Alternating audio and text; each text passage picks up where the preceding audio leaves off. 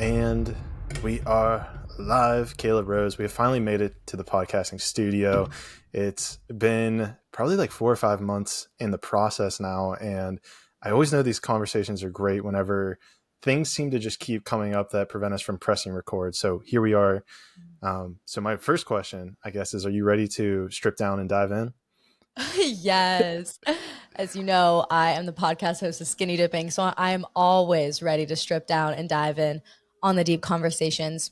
And also to the point you made, I totally agree that when it keeps getting pushed off, like there is this reason, there is this divine time. And actually, when we first chatted, I was in my other house and I actually just moved back in with my family for a couple months. And I'm so grateful that I'm in this space to have this conversation now because when I'm in my home, like the home I grew up in, I feel like I literally return home to my soul. Like I'm physically Mm. returning home, but also metaphorically.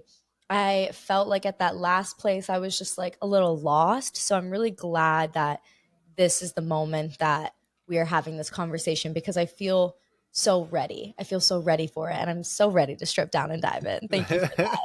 Thank you, Clayton. I think it's a beautiful little intro quip that you have with your podcast, and maybe that's where we can start. Like you said, beginning of Skinny Dipping. What was like the idea behind that name? Like, what happened there for it Yeah. to be a spiritual podcast? Like, it's kind of promiscuous, if you will. Yes. Oh, I love that. Well, it's such a thing with like also brand marketing. Like my friend is like launching this yerba company and they're calling it Benny and they're like saying it's like be friends with Benny, like friends with benefits. Like there's Mm. something about something that's like promiscuous and almost like sexual that really does catch people's attention. So from a marketing standpoint, I mean that wasn't the intention, but it's really transferred into that. But actually, I started the podcast with a friend of mine, and we were sitting in our backyard at the time. We were roommates, and our other best friend and his boyfriend were in town visiting, and we were all hanging out in the backyard. To be honest, we were like smoking some weed, just chilling, like really just like having like a good powwow, and we were brainstorming ideas. And it was actually our mutual best friend, Kaimana, who's been my best friend since I was like 10 years old. Like he is my gay best friend. Like we are just complete soulmates. Like if he was straight, we would be together because I'm just like, I love you. Like I was so in love with him when we were growing up. It's actually so funny. But basically he was like, we're talking about like getting naked almost. We were like, yeah, like it's like when you're having an intimate conversation and it's vulnerable, like you're just like getting naked. And we were just like joking around and literally just like shooting the shit, joking around. And he was like, oh, like skinny dipping. And both me and my friend who I started the podcast with, we looked at each other and we were like, that's it. We were just like, that's it. And then it transferred into us like making jokes around like stripping down and diving in on conversations. And it really just blossomed from this place of joy and this place of play into something that is actually like my entire life now, which is so crazy.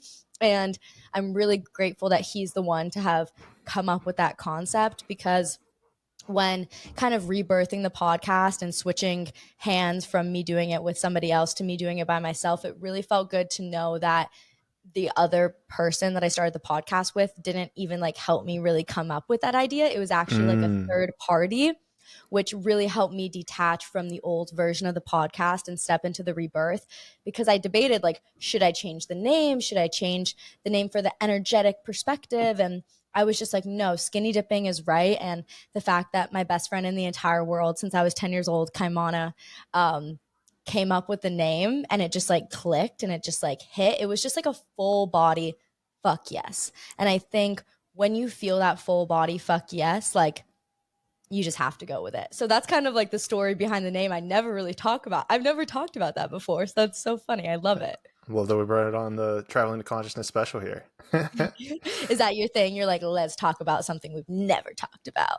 It honestly happens quite frequently. And it's kind of interesting because usually it doesn't happen until later in the conversation because people just haven't been on enough like long form podcasts where people just get like the bullet points, the kind of quips in like the first hour. But then after the first hour is usually whenever it's like, oh, I've never talked about that before. Oh, I've never discussed that before. Oh, I've never made that connection before. And those are the moments where I'm like, oh, yes, like I that's mean, what my as a podcast here to host, do. yeah, as a host, that is like such a special gift. If you have that gift to bring certain stories out of people, it shows that you give them enough comfortability that they can really dive into themselves beyond the surface, you know? So I think that's a really special gift for you as a host. And that's something you should really hold on to. I love it. I'll make sure to hold on to it. And also, if anyone's listening, keep a counter of how many skinny dipping references are brought up because you just said dive in again. So let's see if that's a I reoccurring always say theme. it. Yeah. I always put the dive in. Like it just makes sense. And I've even heard people's podcasts that were inspired by mine. Like they started listening to my podcast and then they created their own. I have a couple girls in my community who have been very inspired by the podcast and then created their own, and then I'll like listen to it because I want to like hear, and they'll use like terms like, okay, let's dive in, and I'm like, wait, that makes me so happy. Like let's spread the skinny dipping love. That's amazing. It's amazing too. There's an interesting corollary that you kind of brought up there that I never mentally made the connection before. Is you were talking about how skinny dipping in, you know, the sexual promiscuous nature is just embedded in advertising, right? Like it gets people to click. It probably got me to click whenever I first saw it. I was like, oh, what's this? What's this? Oh, there's a beautiful woman on the cover, like basically naked. Like, why is my dopamine going? Why is my serotonin going? I probably should click this. And also what kind of comes up is the idea of vulnerability and being naked, and how I think you just made a podcast episode about this, about how powerful vulnerability is. And I know I've created that myself, but it's in my opinion a very interesting conundrum here where we're very aroused and want to gravitate towards marketing that is sexual, that is naked, that is nudity, but yet at some level it's so difficult as a collective level to be vulnerable and to be emotionally naked with other people. Yeah, I mean, that's exactly the point is when we are on these mics, when we're having these conversations, when we are showing our heart to the world, it is the most vulnerable process because, first of all, you have no idea what is going to come out of your mouth sometimes. Like, you're like, wait, I said that? Like, that's crazy. Like, lots of times I don't even remember what I say, especially in solo sessions, but also in interviews. Sometimes I don't even remember what I say. And I'm like, I said that? Like, I don't even know because I'm just like channeling through Mm, whatever needs to come through. And to just speak from your subconscious and to speak from a place where you're not thinking. Like you're not thinking about what you're saying. You're not letting the ego get in the way of what your heart wants to say.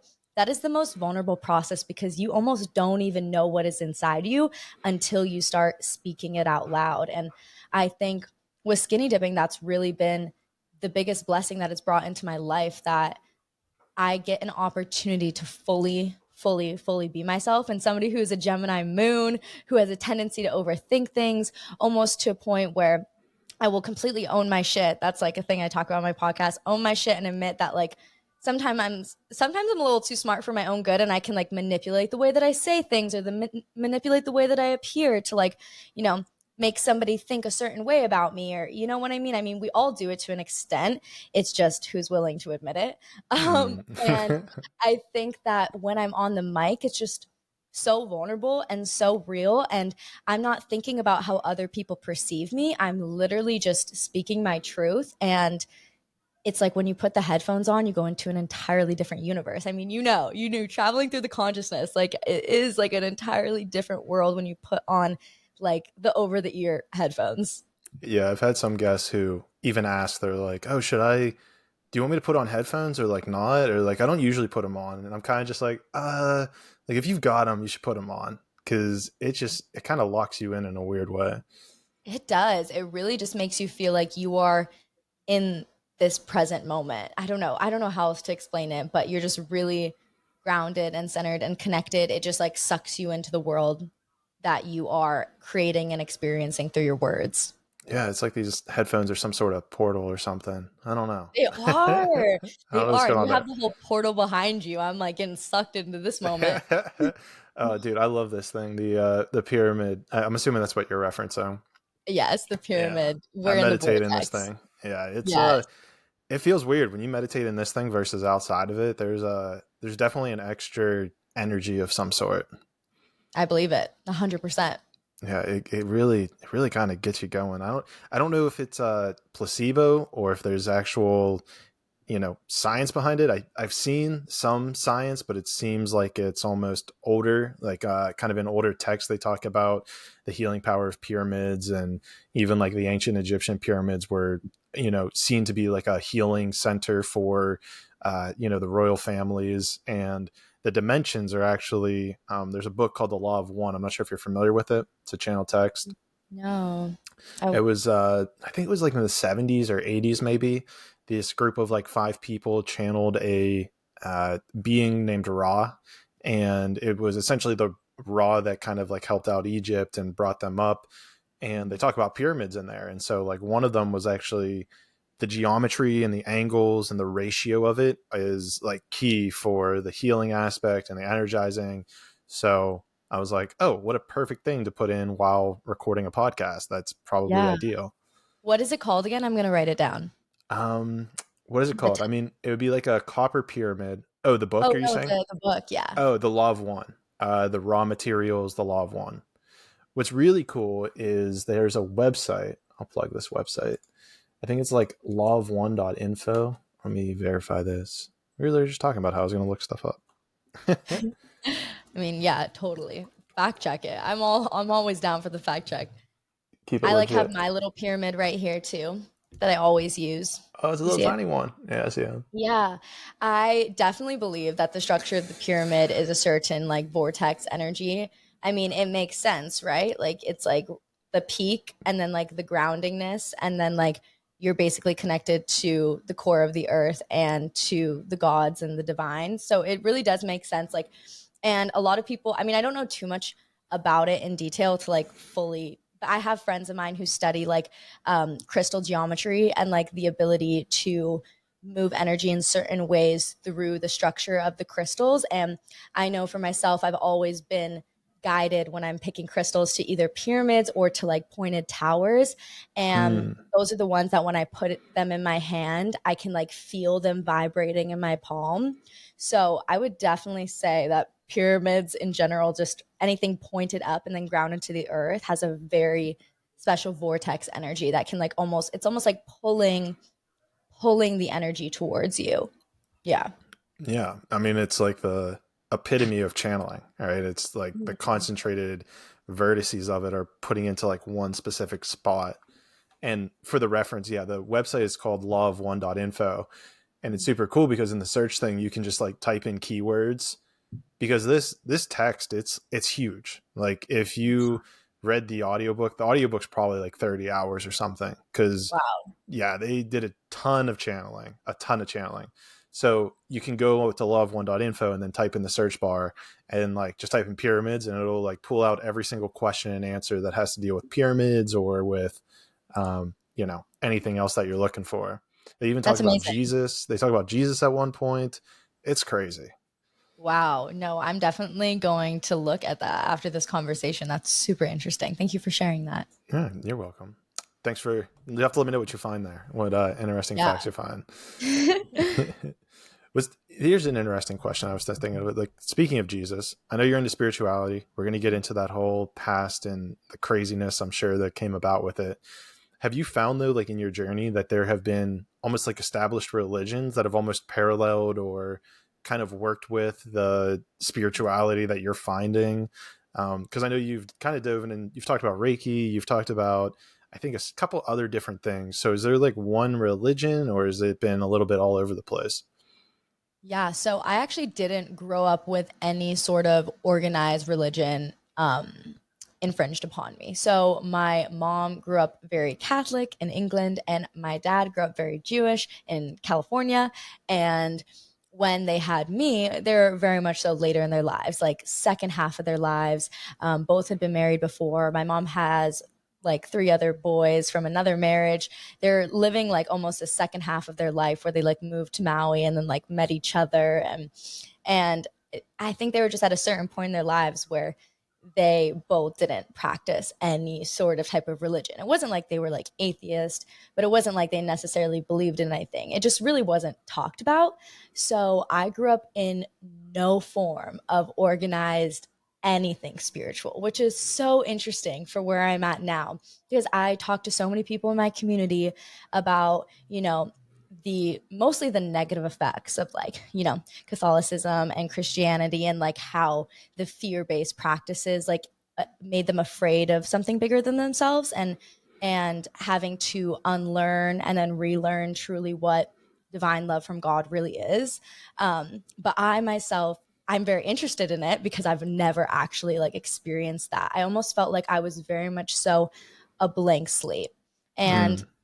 I still have a very hard time like even saying the word like God, like even though I know like the God that I'm referring to is so different from the God that is used in masses to create fear-based control. Like I know that like cognitively, but still sometimes it like is difficult for me to say it off my tongue, because I was like actually very kind of like against religion growing up, because I just saw the negative impacts of it in people around me. So I have had this very interesting journey of never learning how to surrender, never learning how to trust in something bigger than myself, never learning how to pray. Like to pray, like I've been on my spiritual journey for like 4 years now, and I've only started to pray like in this last year. And because it was such a weird thing for me, I was like, I would always like talk to my guides and like talk to my angels and like talk to the universe, but never actually like sit there on my knees and like pray to God. I was like, who is this girl? Like, and it's very interesting because I feel like I've had this very unique perspective not a lot of people have, where nothing was infringed upon me. Like, no, like my family wasn't atheist, they weren't religious, like it wasn't anything. And they weren't like spiritual. Like I feel like they believed in like, I don't know, higher powers. It's almost something that was never talked about with me and my parents, and we're very like, what's the word that I'm looking for, to ourselves on this island, because we live on Maui and we don't have any other family here. So it's not like I was having influence of family. So things like ritual and prayer just was never something that I practiced. And it's actually been like a really difficult struggle for me. I'm really grateful that I'm a blank slate and I have this ability to have an open heart to everything that I'm learning because of it. But also, the thought of trusting something bigger than myself has never been easy. And I actually like had a really, really bad fear of death. Like ever since I was little, like I'm a Scorpio rising, like those intrusive thoughts about death like kept me up. I was like literally 7 years old and I was like, I can't go to sleep. I'm like thinking about dying in like 80 Wow. years. And I feel like that was directly correlated to not believing in anything. So yeah, we can dive into it whichever direction you think we should go. But like through my spiritual awakening and beginning to learn about past lives and also connecting to loved ones that have passed. Like my grandma has been a big person, my Jewish grandma, in my spiritual awakening. She's been such a big part of it because the first time I went to a medium, she immediately channeled through because she's like very close to me and like one of my guides. And when I started learning about her and then past lives, I read Many Lives, Many Masters, which is like one of my favorite books to ever exist. And um, I began to believe that there is no death. And still, I struggle with it, even though even though I have so much proof that there is something beyond, like such specific proof of my grandma coming through and connecting with me and like reading books about past lives. And I've had quite a few experiences with like past life regressions that I'm just like, I can't make this shit up. Like this is real. Like I've existed before and I will exist again, and my soul is eternal. And it's so weird because I never used to believe that. Like I used to literally think like you just died and then it was it, and there was like blackness and it was like scary. I don't know. It's always been interesting to me because even like in that mindset, right? Of, if you believe that, first of all, if you're listening to this podcast, you believe that, kudos to you for being open minded. But even more so, I always found that thought process interesting of like, there's nothing. It's like, it's kind of like that interesting of like, well, if there's nothing after, then there had to have been nothing before. So like, how did I make this jump from nothing to a human back to nothing. It was always kind of like never sat well with me, but I do find it interesting how you have all that information, right? You have all this information. You've done the research. You've seen, I think we can even get into your own past lives at some point here, because I know that's always a fascinating discussion. And I've heard a couple of yours and they are fascinating. But the interesting thing about it, I find, is how it, even that knowing, it sounds like there's still that lack of trust in your voice. And even I can relate to it because in my, like whenever I used to channel, I've kind of stopped channeling, which is a whole side conversation. But whenever I would channel, like I would get information. It would be like, hey, do this, do that. And I'd sit there and like be like, are you sure?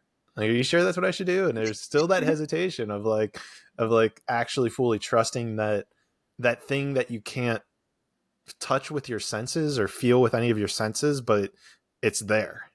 Mm, I know. And it's such an interesting thing. I mean, I don't know what specific downloads you were getting to do, but I've also realized that I went through a phase, and I still do it sometimes, but I went through a phase where I would ask for signs for like every decision that I needed to make. I'd be like, show me this specific number, or show me this specific animal, like random things. Like one time I was like, oh, if I should randomly fly to New York tomorrow to like go to this gay pride parade with my friends, like show me a pink elephant. Like so like far out. And then Yeah. literally somebody like came in and they had a pink elephant on their shirt. And and then another example is I was like, should I break up with my boyfriend? Show me 444. And 2 seconds later, a car drove by 444. And both in those moments, I realized what I actually wanted to do. So even though the universe told me, yes, do it, like I'm showing you the sign, I've realized there is an infinite amount of timelines. So when we ask for signs, like I mean, I believe that there's an infinite amount of timelines, and like, you take one road and then it just you can go whichever way you want. And that is a beautiful thing, because what is divinely meant for you in one moment might change in the next, depending on, you know, and simplicity, the butterfly effect of the world. And in both those moments, I got signs that I should do what I said that I wanted to do. And I got those signs, but I actually realized that I didn't want to do that. I realized in that moment, I didn't want to break up with my boyfriend. Like that actually, like that thought, like was so painful. And like, I really felt like in that timeline, maybe us breaking up was the wrong thing. But then a month later, working through certain aspects, the timeline changes, and like the divine thing to do also changes in that. So I don't know what kind of like messages like you were getting, that you were, I don't know, because there's such this dynamic of like, I believe that we have free will. I don't know. Do you think we have free will? Oh, for sure. Yeah. Lots of I people don't. I think it's a I think if you play out the fact that we don't have free will, I think it leads to a very nihilistic future. I think it Mm-hmm. leads to, well, if nothing matters and I have free will, then I can do whatever I want. And I think that's the end. At least this is where I've mentally gotten to it. And maybe if we both believe in free will, it's not the appropriate time to have the conversation. But where my mentality goes is like, if you make the argument that there's no free will, then I personally can go do whatever I want and nothing matters. And I think that that would lead to more people just doing whatever the hell they wanted. So I guess the question then becomes is am I saying that to am I saying that to prevent myself from believing it, or would I still, if I believe that, would I still be doing what I'm doing? Does that make sense? Because like if there was everything was determined, here's maybe a better way to put it. If everything was determined, there would be no reason to experience it. Because then what Mm-hmm. becomes kind of the point, right? If we're Yeah, and I think I totally agree. that's a big cornerstone of this is that we humans are meaning making machines. So if everything's determined, then inherently there's no meaning. And it kind Mhm. of goes against our intrinsic nature of being human. And I would venture to guess that if people believed or acted as if, and this is probably a big pieces of it, is how are you acting? Are you acting as if everything's determined, or are you acting as if you have free will? Because if you act as if everything's determined, well, then there's no reason for me to do anything. My outcome's determined. There's no road that leads to me being a bodybuilder or a fat slob. It's like I'm going to be one or the other. And so I think the nihilist route would have a tendency to put you in the groove that would take you towards that fat slob. Versus if it's like, hey, you have free will and you can choose either path, now it places a lot of responsibility on me. Not to mention, it's really fucking empowering to say, hey, you have choice over your life. You can decide what happens. And to even expand upon that, I feel like science has gotten to a part with like neuroplasticity and, you know, just I can't really rattle off the big words off the top of my head right now, but just where we've kind of gotten of like being able to change your reality from the work of Dr. Joe Dispenza, I think it's pretty much been proven at this point that there's free will.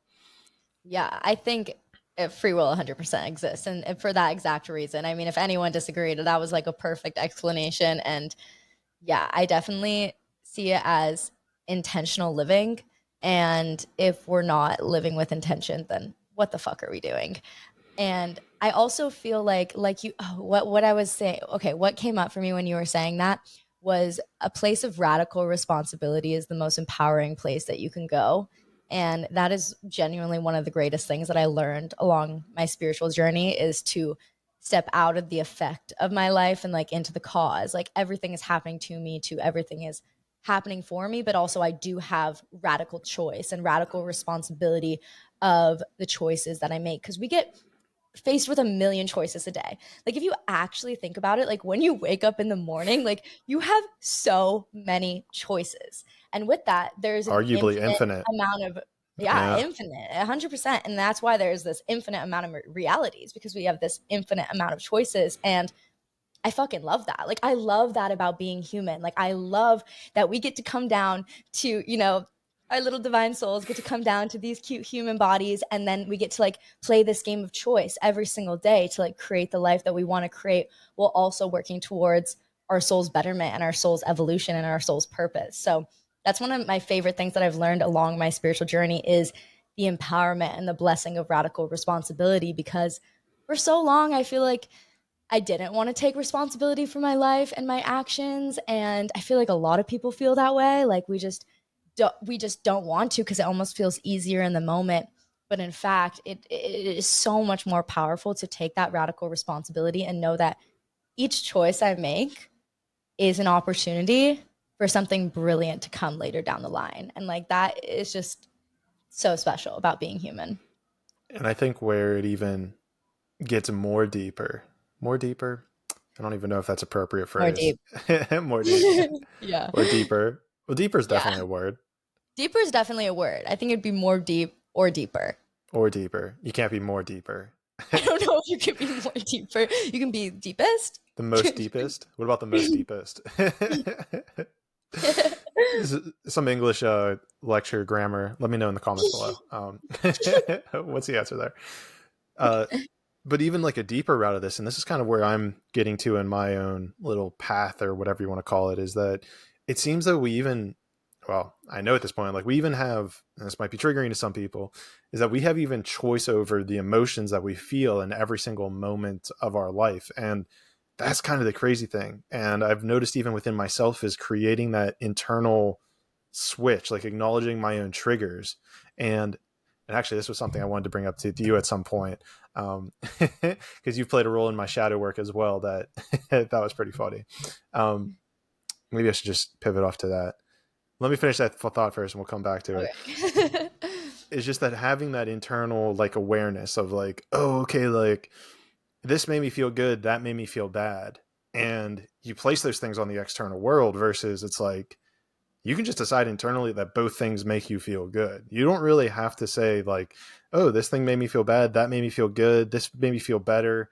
And I get that there's a utility in discerning the outcome of you placing those things in there, but it's I don't know where I'm going with that. My mind's getting sidetracked now.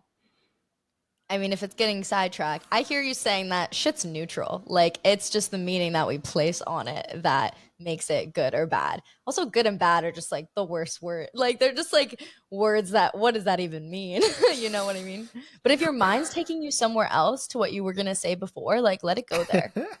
You want to hear why you triggered me? Yeah, I want to know. What was it? It was a couple things, I think. I noticed this actually with a couple other, I think, influencers. And this was something I think that came up. It was probably after our meet and greet, or maybe before it. It's been so long now, I don't even know. But it's interesting because whenever you kind of get into this content creation hole, I think um, you start to set these different like lines or these barriers of where you want to be, things you want to have, and what I started realizing, and as I was playing that game of being envious or jealous of other people who had, let's say, perceived in air quotes more than me. And I realized that you fell into that category as well whenever it came to the size of your podcast, you talking about your successful businesses. And to me, I'm like, what the fuck? Like, this chick is like 4 or 5 years younger than me. Like, this is bullshit. The internal little triggering was kind of going off in my head, and I'm like, okay, let's calm down here. Like, what is this showing you? Kind of bring it inward. So I guess I kind of wanted to at least just bring it up to you that you were part of my trigger recently, and so I wanted to thank you unknowingly and say how grateful it is to sit down with one of my triggers. I love that. I mean, we all do it, dude. Like, I mean, like, I am super proud of what I've created. And yet, like, I still will look at somebody who has more than me and be like, but why am I not there yet? And that's what That's I it. realized. That's the word. Yep. That's the Yes. phrase. That's the It's phrase. always, it's always yet, because it truly is divine. It truly is divine timing. And like, I was just talking about this on my podcast the other day. Like, how do we get over that like jealousy and that like envy? Because we all deal with it. Like, I mean, and how do we deal with it from the other side as well? Like, and it's just streamlining that jealousy to inspiration, and that is like the ego to the soul mindset shift in that moment. If you can become to be inspired, but it's also okay to like acknowledge your ego and be like, well, because I have this one girl that I'm friends with, like internet friends with, and she has a podcast, and she had like one TikTok that just like blew up, and then her podcast like went to like number one on education podcast and is like still there. Like, first of all, just shows the power of like TikTok and like how powerful that is. One video can like literally change your life. And then, I started to like make videos like she was making videos. I was like, okay, well, like that can happen for me too. And like that's what I always try to tell myself. But still, I find myself like going and being like, oh shit, but like that hasn't happened. That one video hasn't blown up yet. And but why did it for her? Like, I'm creating the exact same content. Like, I think my content's even better. Like, like that ego comes in and it plays, and we all do it. And I think it's so important to talk about it and open up the conversation around like envy, jealousy, comparison, because like we all do it. Like, it's just like our ego's way of I don't even know what I was gonna say, what it's our ego's way of. I could really get into that, but Well, it's I protection.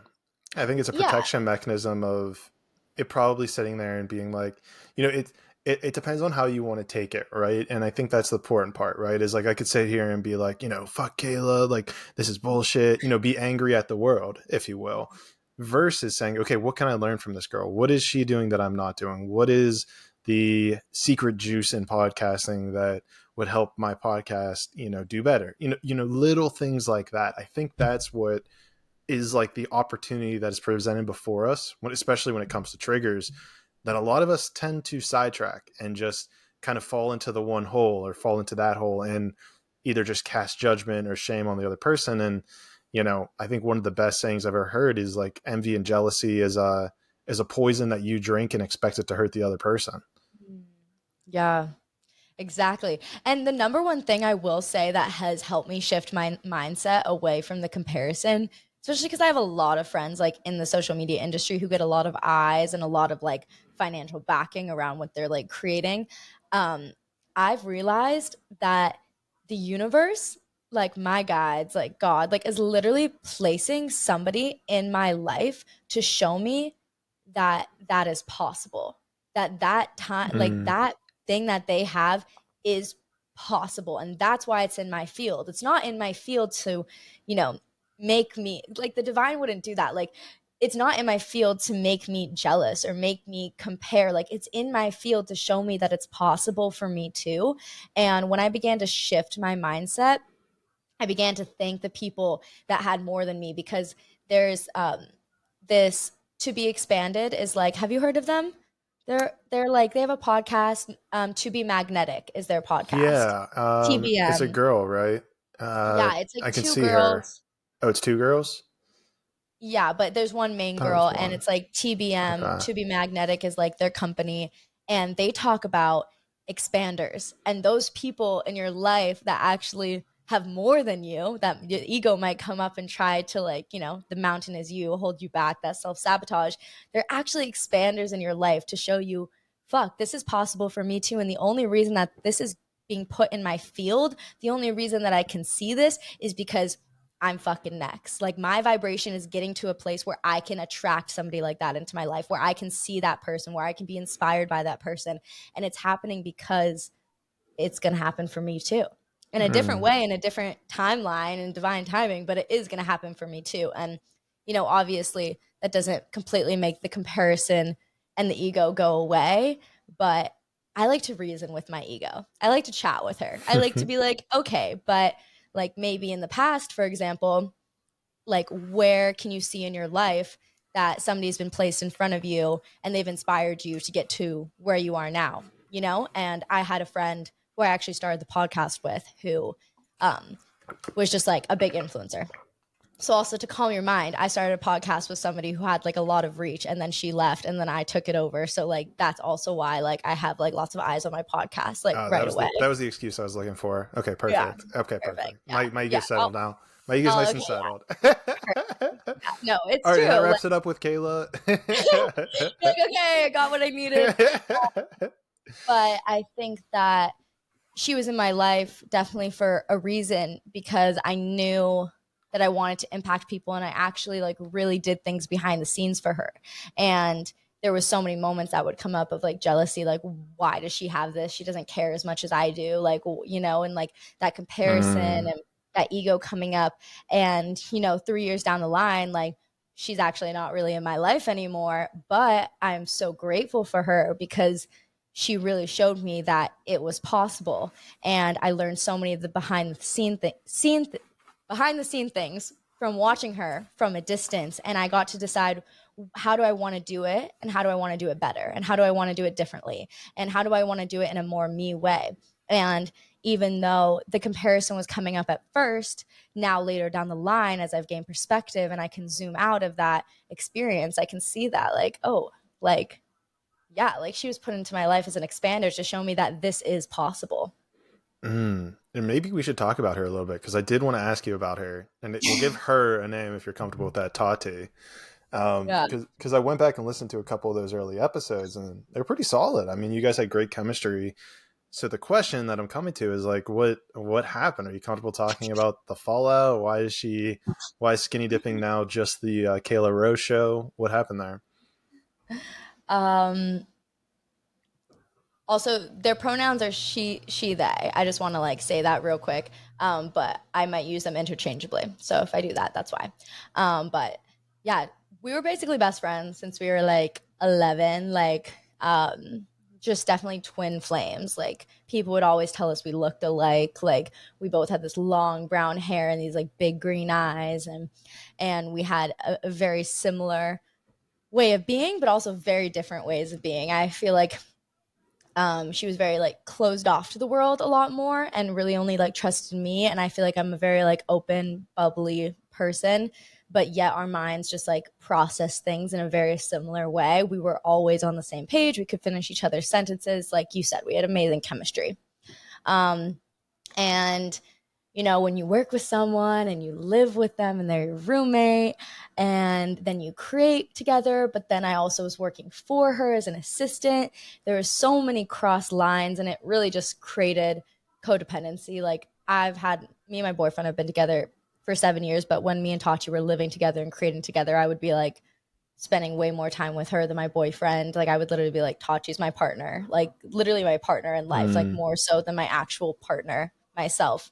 Um, and it's crazy because nothing like super big really happened. It was like a skew of like a lot of small moments of like trust broken, and really just the fact that we were very codependent. So like everything the other person did affected the other person so much that it was just like causing us both so much pain.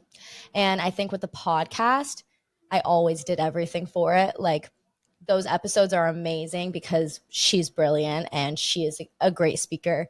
But also, I will just say I edited the shit out of that to make her sound great, and I edited everything. I got the guests. I did the socials. I created the ideas for what we're going to talk about. I created the outlines. Like, I did everything, and like they would just show up.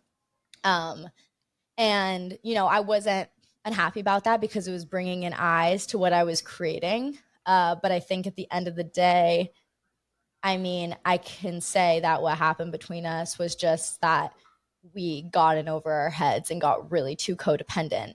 But from a personal perspective, I think I really gave away my power because I was doing everything and not getting much credit. And I was just kind of like this secondhand, um just more so if you listen to the other old episodes, like I'm asking a lot of the questions and like letting her answer and like guiding her kind of through the conversation Hmm. and editing it to make it seem absolutely flawless. I would take like 8 hours to edit an episode with the two of us, and now like Oh it takes an wow. hour to edit an episode with a guest because it's just such a different experience. And I just really wanted to make sure that she sounded good and she liked it because I wanted her to promote it and I wanted people to see it. And I really displaced my power into somebody else, thinking that no one wanted to hear what I had to say.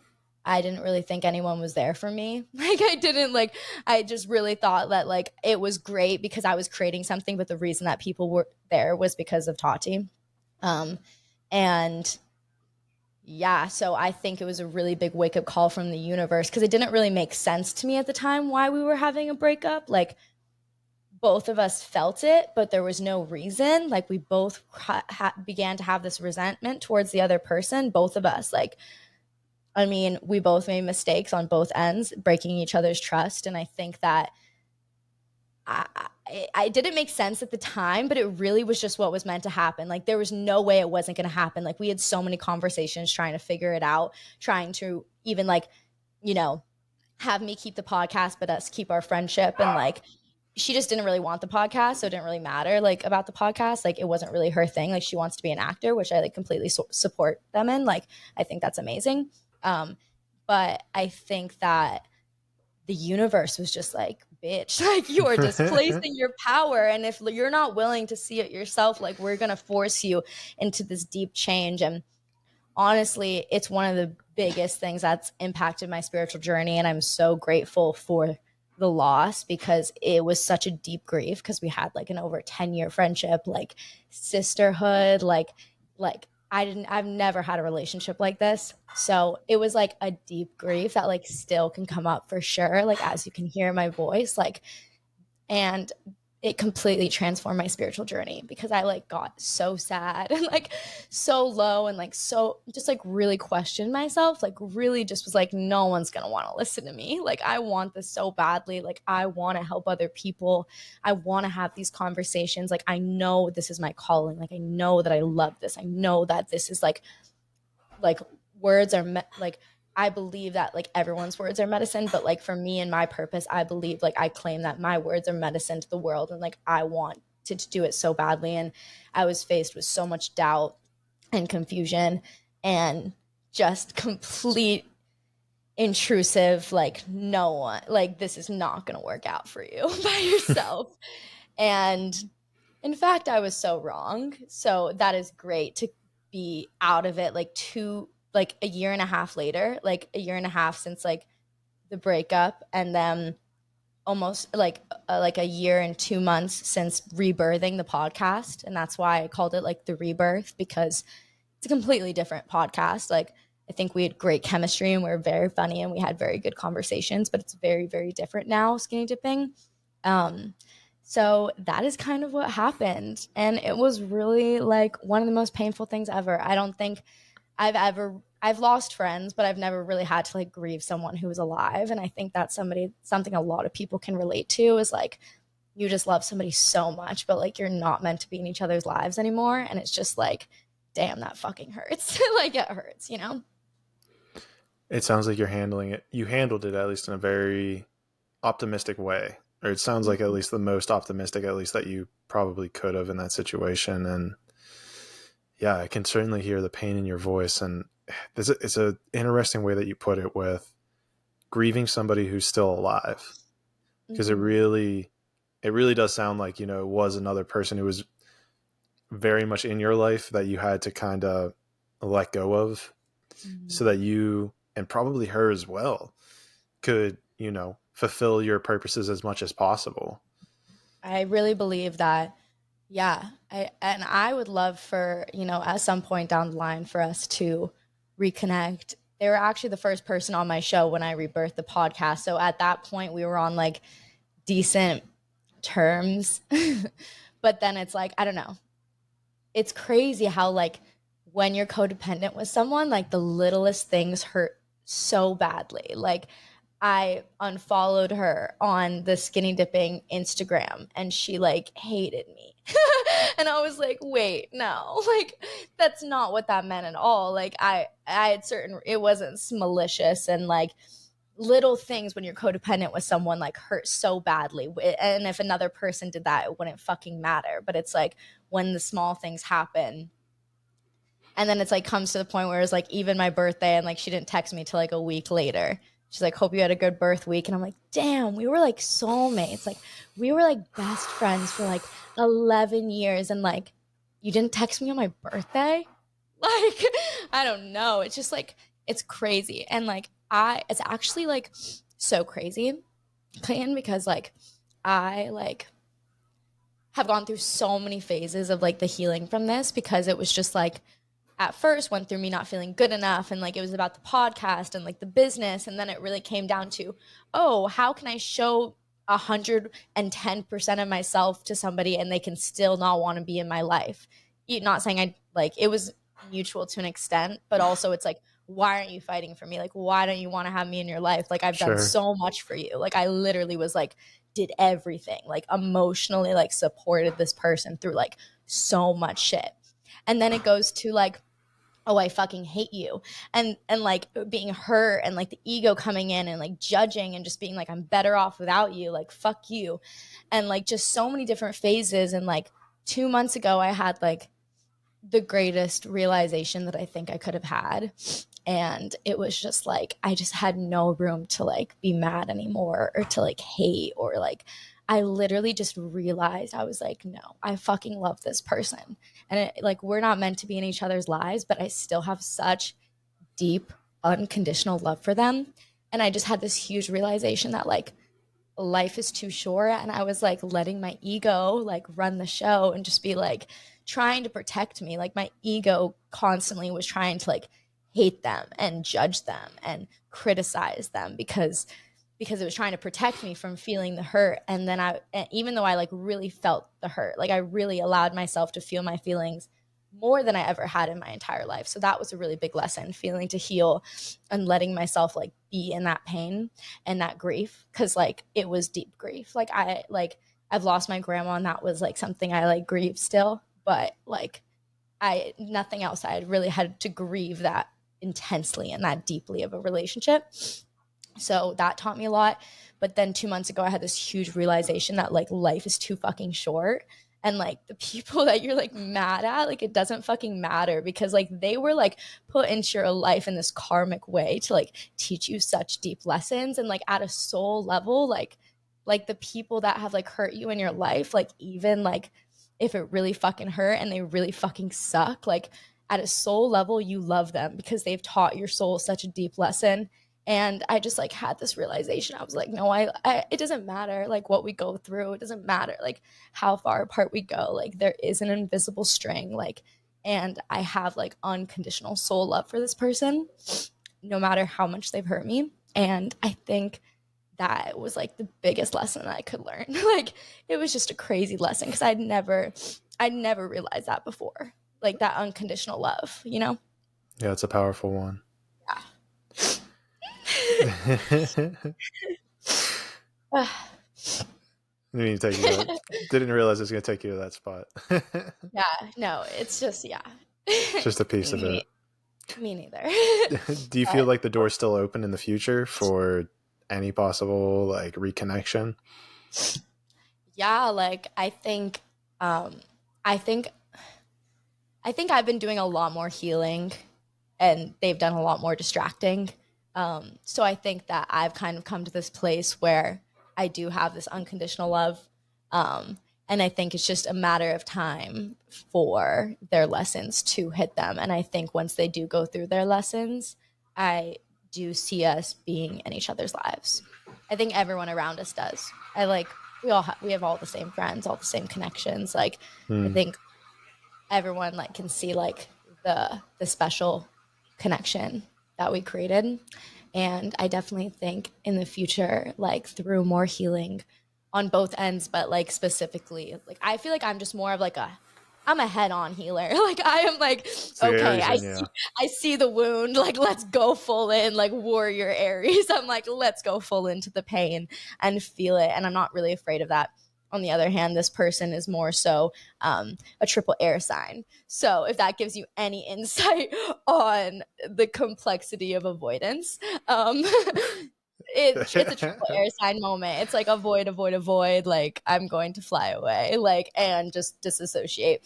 And where I am such a feeler, like I'm such a feeler. I feel into things. I go full in, and yeah, I think at some point, I think they're a little bit younger than me, like, and I think like a whole year younger than me, and I think I was just more willing to like feel it right away, and things come up where I like can tell that they're still hurt, but they like won't admit to it, like because I Mm. can see through their actions and what they're doing that they're very still hurt. So it's just like I think at some point they'll be willing to heal, and I could see us in the future being in each other's lives for sure.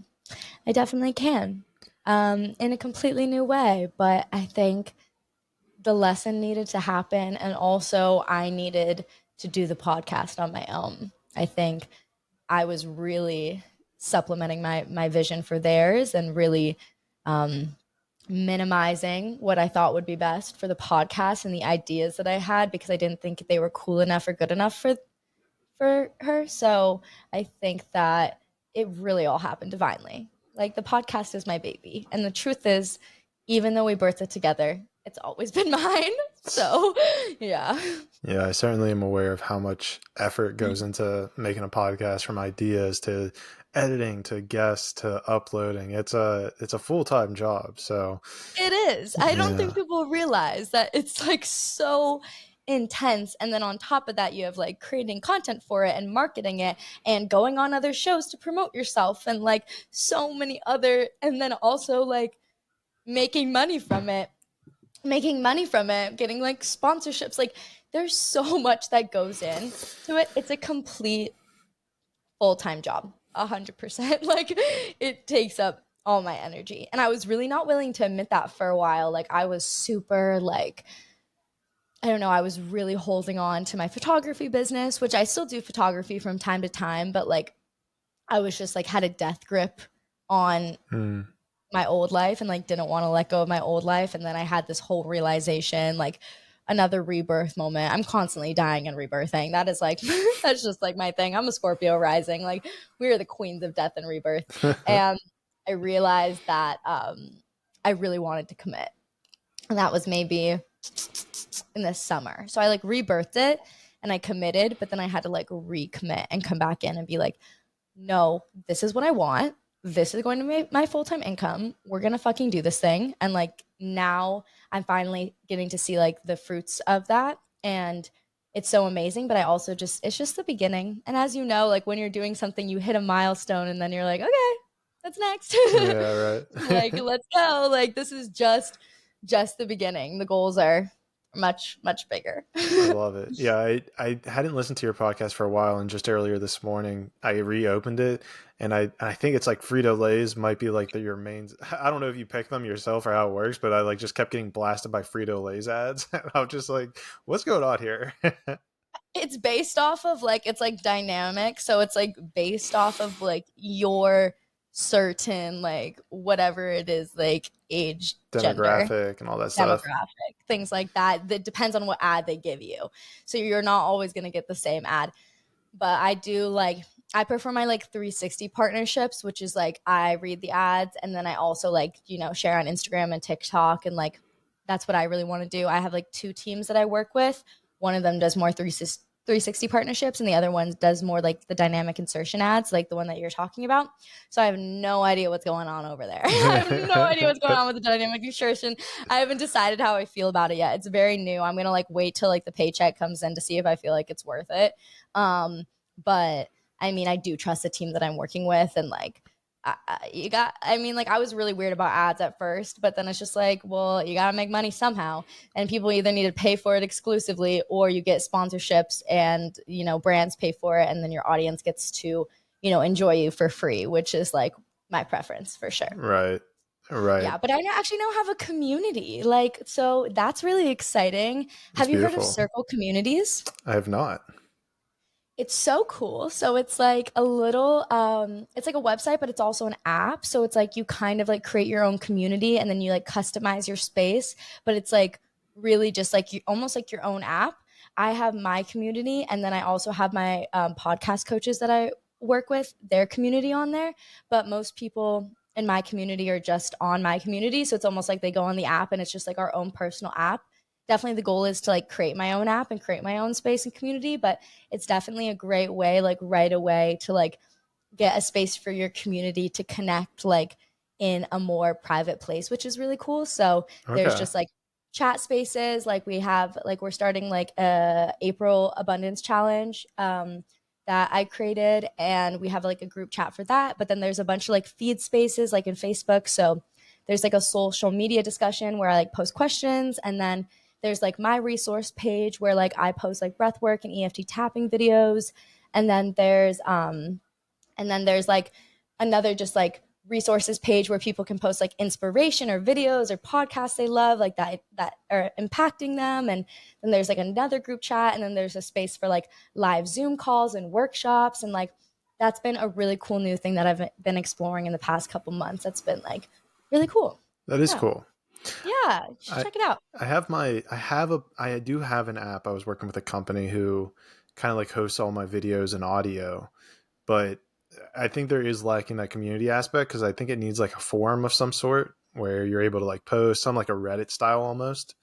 Yeah, and that's why I love Circle. I like think it's so cool because like I just find that it's the cleanest thing that I've used and researched, and it's also like the most, I don't know, it's easy to use. It's like looks really legit. Like it's not like forumy in like a very like made in the 2000s way, which I find like a lot of like do it your own apps are kind of. Right. Circle Very old Community, it's like school. very clean, and yeah, it doesn't look old school. It's like really cool. Like there's a couple bugs like that they need to fix, but honestly, for the most part, it's really great. And my podcast coaching team has it, and that's how I kind of got into it.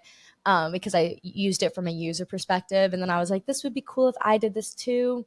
Also, Okay. just like amazing passive income, which I also love to talk about, that we can dive into any business things. Like I randomly just like love business and like the way that it like conjoins with spirituality and like energy work. Like it's so interesting. Like, and so that's been a really cool space for me to explore, like creating my own space and community that's not based on like the algorithm, which is really nice because like I don't know, obviously with like TikTok and everything potentially like going away, which I'm like don't even want to think about, but I mean, you just like can't depend on these apps to do shit for you because TikTok is like the one thing that isn't completely altered by like the 1%.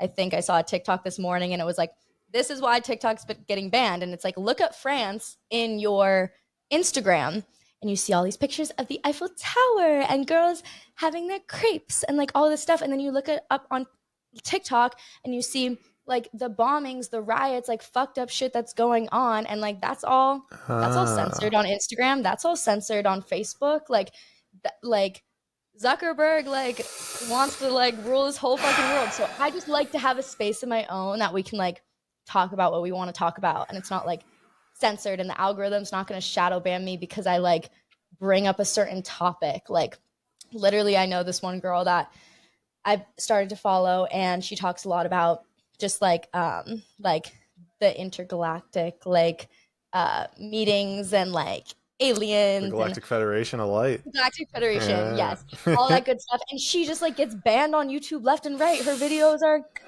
they It's no crazy. like it's so censored. Like when you actually get into the real shit, like so that's why having your own space is like really cool and important. I don't know why I'm getting off on a tangent. Bring us back, No, it's all Clayton. right. We can ride down it. I feel it's a part of the conversation because no, I'm all on board there because it's interesting. I posted a reel on my Instagram and it actually blew up. It got like 1 million views, and Yeah. I have 100 some ish thousand on Instagram.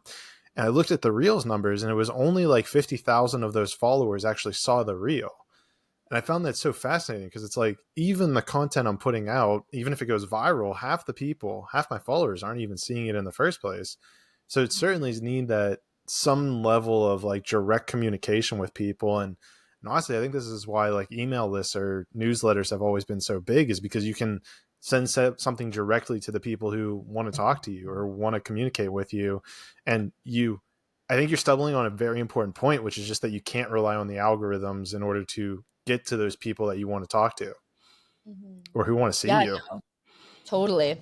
And like also it's so interesting because I love that Instagram, is like pushing things more like than they were before. Like I still need to kind of like hop on the Instagram train, especially with everything happening on TikTok. But it's like even like TikTok being banned, like this is just like a random thought, but it's going to change like the whole Instagram algorithm and who sees your stuff there because now they don't have to compete with TikTok. And if they don't have to compete with TikTok, then like they don't really want to push your shit as much. Like, I don't know, not your shit, Well, just people's shit. Your shit's sure. great. You know Oh, what I thank you. mean? Like just like everyone, like yeah. I don't know. It, I'm just not for the censorship. I It's think, fucked. first of all, we can definitely start there. Censorship, bad. 100% there. Censorship bad. No good. Censorship is bad. Yes. Reject censorship. I think there's also probably a lot more to this TikTok thing as well. I think there's probably something to say with China, but with that being said, I think China probably has access to all of our data anyhow. I don't think that we should be naive to think that they don't already have it. I also think that there's probably something with, I think we got to look at it in the terms of attention, right? Because the reason that TikTok or the value of any social media company that's free to use is because they have your attention, they have your data, they have your information, right? So with TikTok, I think the way that their algorithm works, the way that they have figured out to shorten our attention span, which obviously isn't good but they have captured the attention of so many people. And what happens is because they have so much attention, who loses out? Instagram, YouTube, Facebook, all the people who have monetary influence in government, the people who are paying for it, the people who are, lobbying. And honestly, I'll be interested to see if this video now gets rejected from YouTube because we're having this conversation. But um, we'll cross Well, that we can bridge. We'll we'll cross that cross bridge. the bridge when we get Yeah. there. And we can also move on. Like honestly, like what's gonna happen happens. It's like Well, the last piece, I'll put the last piece out there that I think is important is with the, if they push through this bill to ban TikTok, I think there's a big issue here, which is that in the naming of the, or the naming in the language of the bill, it basically says that they can, and I should probably look this up. This comes back to me verifying, but it basically says that they can ban any apps that they mm, deem fit, which is a huge yeah, issue. And of course, they'll pass it under the guise of China or Russia, So I think that's also a big thing that needs to yeah. be paid attention to. Yeah, and it's also like the amount of people, like that's like it says on the bill, like it's more than a certain amount of users, like they can ban that. Which Really? just shows that like I don't know, collective information traveling is so powerful and that's so fucking scary for them. So I think that's really what it boils down to is like their fear. Let me verify this just so, because Yeah. I had one video taken down by YouTube and I wasn't exactly specific with my language, and it was something they could jump on, so they got mad at me. But uh, let me cut. Yeah, national security. Yeah, ban explained. Okay, Can they ban other apps?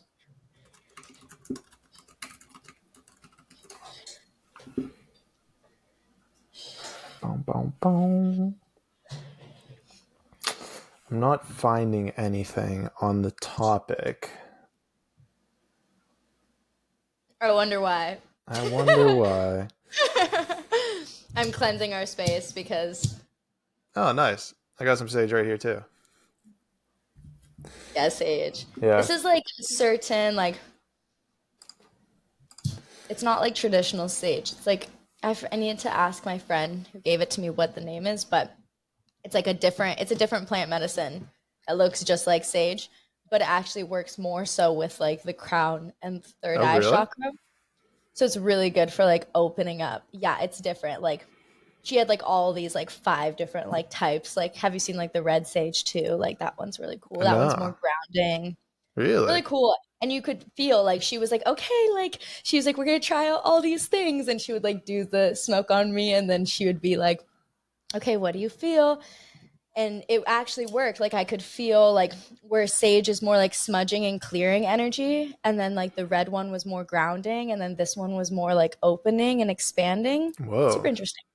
But I'm clearing out the space because I'm like, I want to move on, Clayton. I don't know why I want to move on from the All right, you're subject. not crazy about this conversation.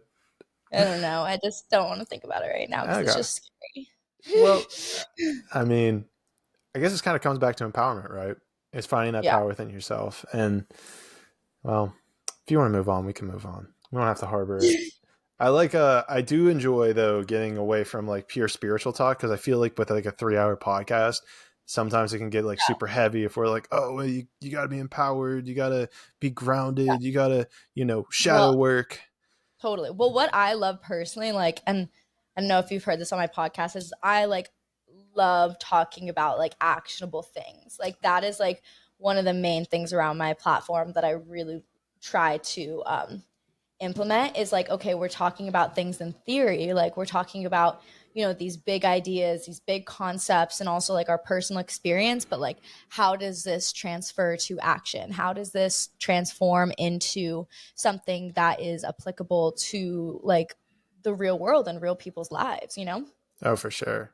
So Yeah. then what would be, based on our conversation earlier, what would be one thing or one action that's kind of coming to you that the audience could start implementing today? Mm.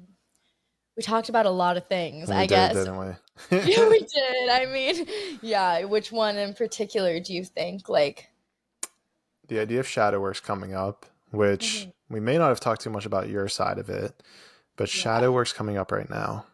Oh yeah, we talked about the ego, and we talked about We're going to her, talk about the the, ego. the Miss Little Ego, and what she's doing.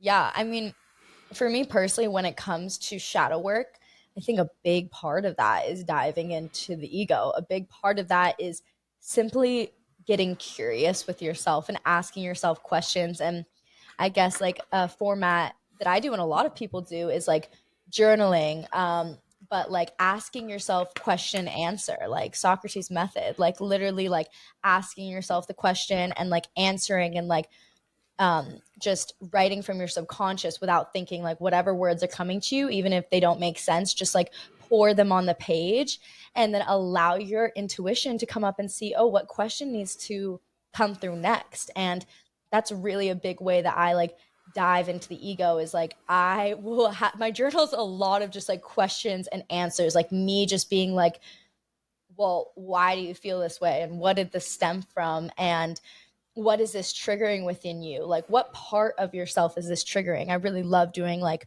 parts work. And like, that's something that my therapist does with me a lot is almost personifying the different pieces and parts of yourself and trying to figure out what they need, but also what do they have for you? Like when she's doing parts work with me and she puts me on the table and we begin to do some somatic healing.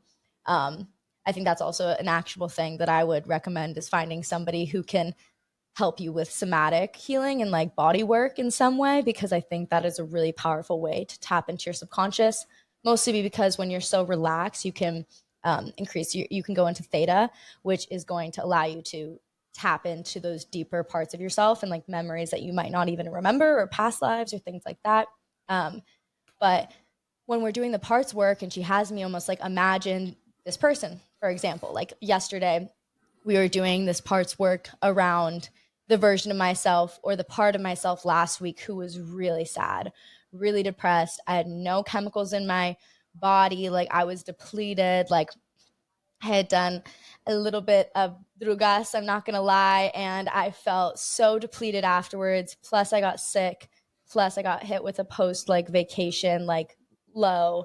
Plus, I got my period. And I was just like, literally had no happy hormones in my body. And I literally felt like I don't get depressed super often. I'm really careful about using that word because I think that's like a very heavy, intense, emotion or lack of emotion. Um, but I think that I really felt that last week. So we took out this part of myself and like, what does she look like? Like how old or what do they look like what is their gender? Like what age are they? What are they wearing? And allowing myself to see that version of myself and then have that question and answer with that part of myself, like while Hmm. I'm on the table, dropped in, closed eyes. And I really found out that that part of myself, little girl, she looked like a little orphan to me, was just really lonely and like felt really alone in the world and like in her experience. And at the end, she's like, okay, like we do some things around visualization and light work to kind of bring her light, like bring her protection and bring her energy, that part of myself before we integrate her back in. But then she asks, well, she has a gift for you. Like, she has a gift for you. Will you ask her what gift she has for you? Like, she's meant to have a gift for you. And then, of course, whatever like first pops up, that subconscious moment.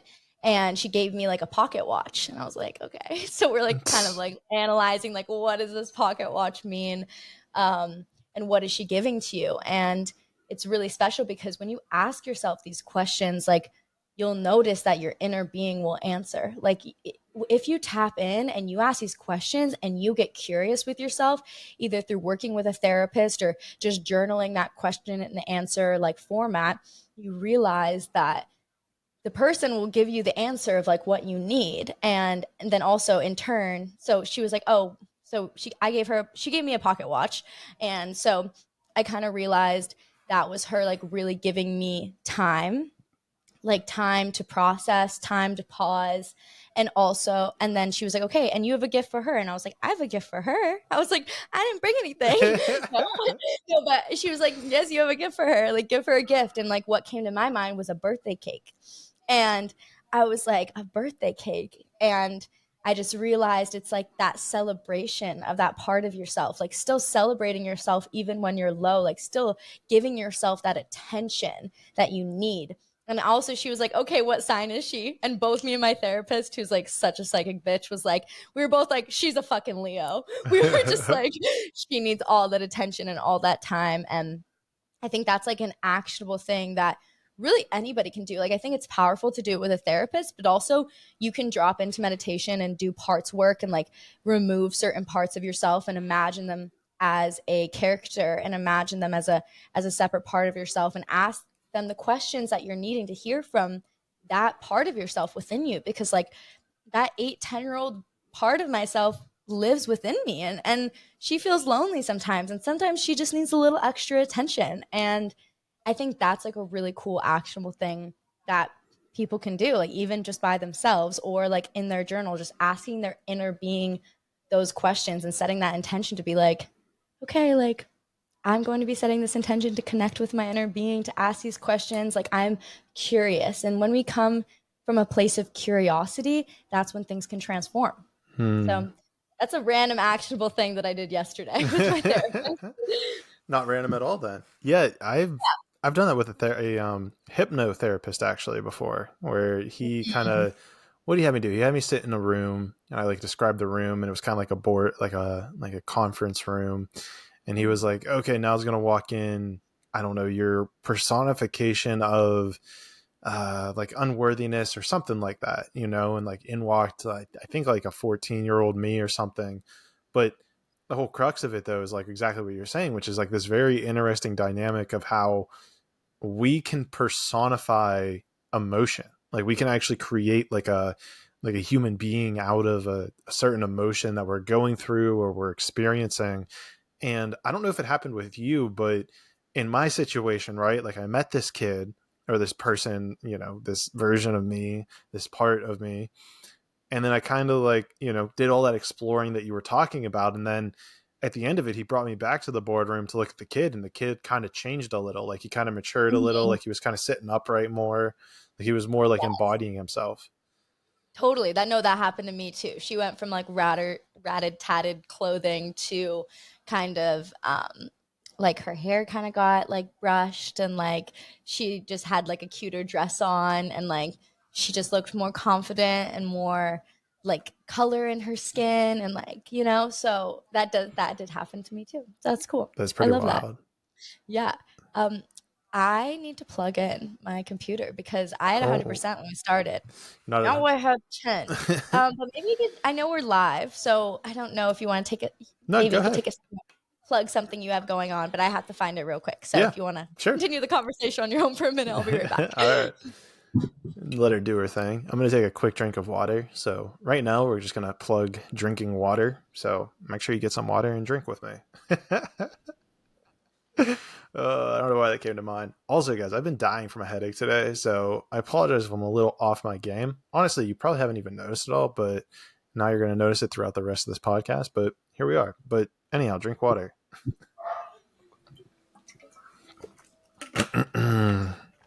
uh, I am also wearing my Traveling to Consciousness shirt, so hopefully people can get that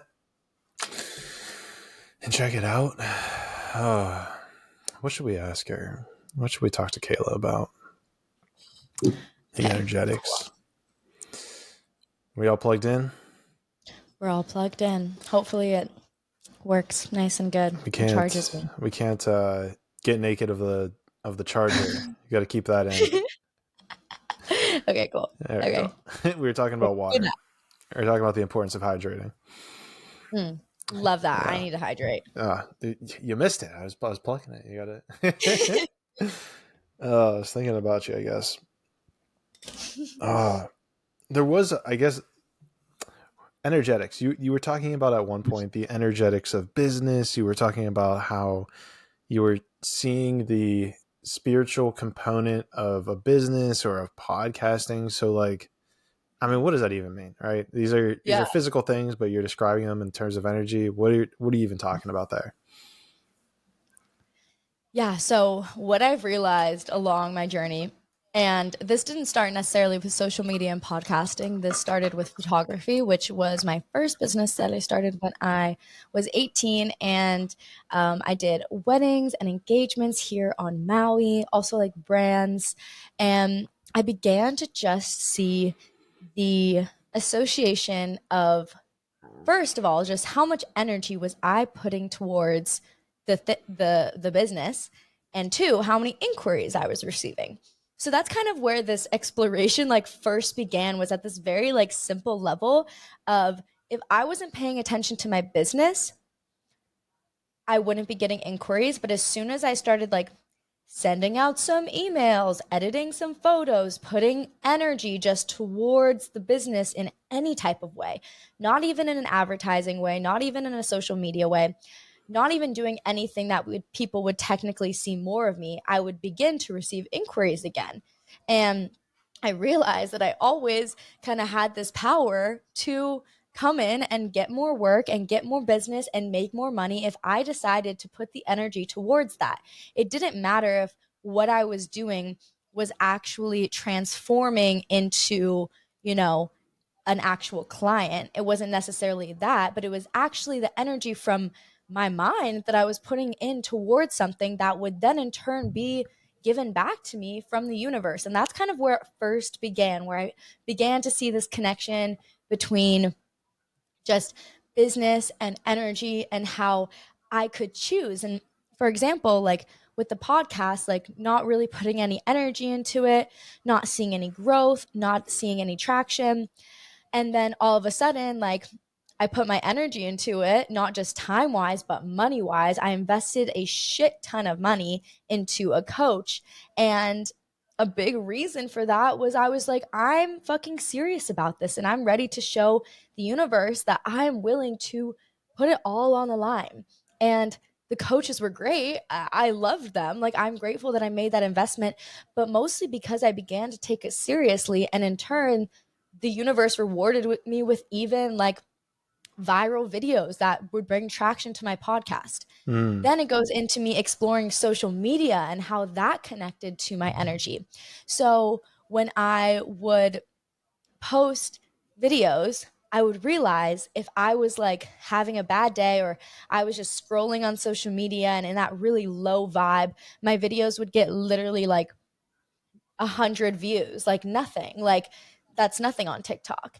And then if I had a day, if I posted a video and completely forgot about it, I completely forgot I posted the video and I'm surfing, I'm enjoying my life, I'm seeing my friends, I'm in play, I'm in that high vibration, boom, the video would blow up.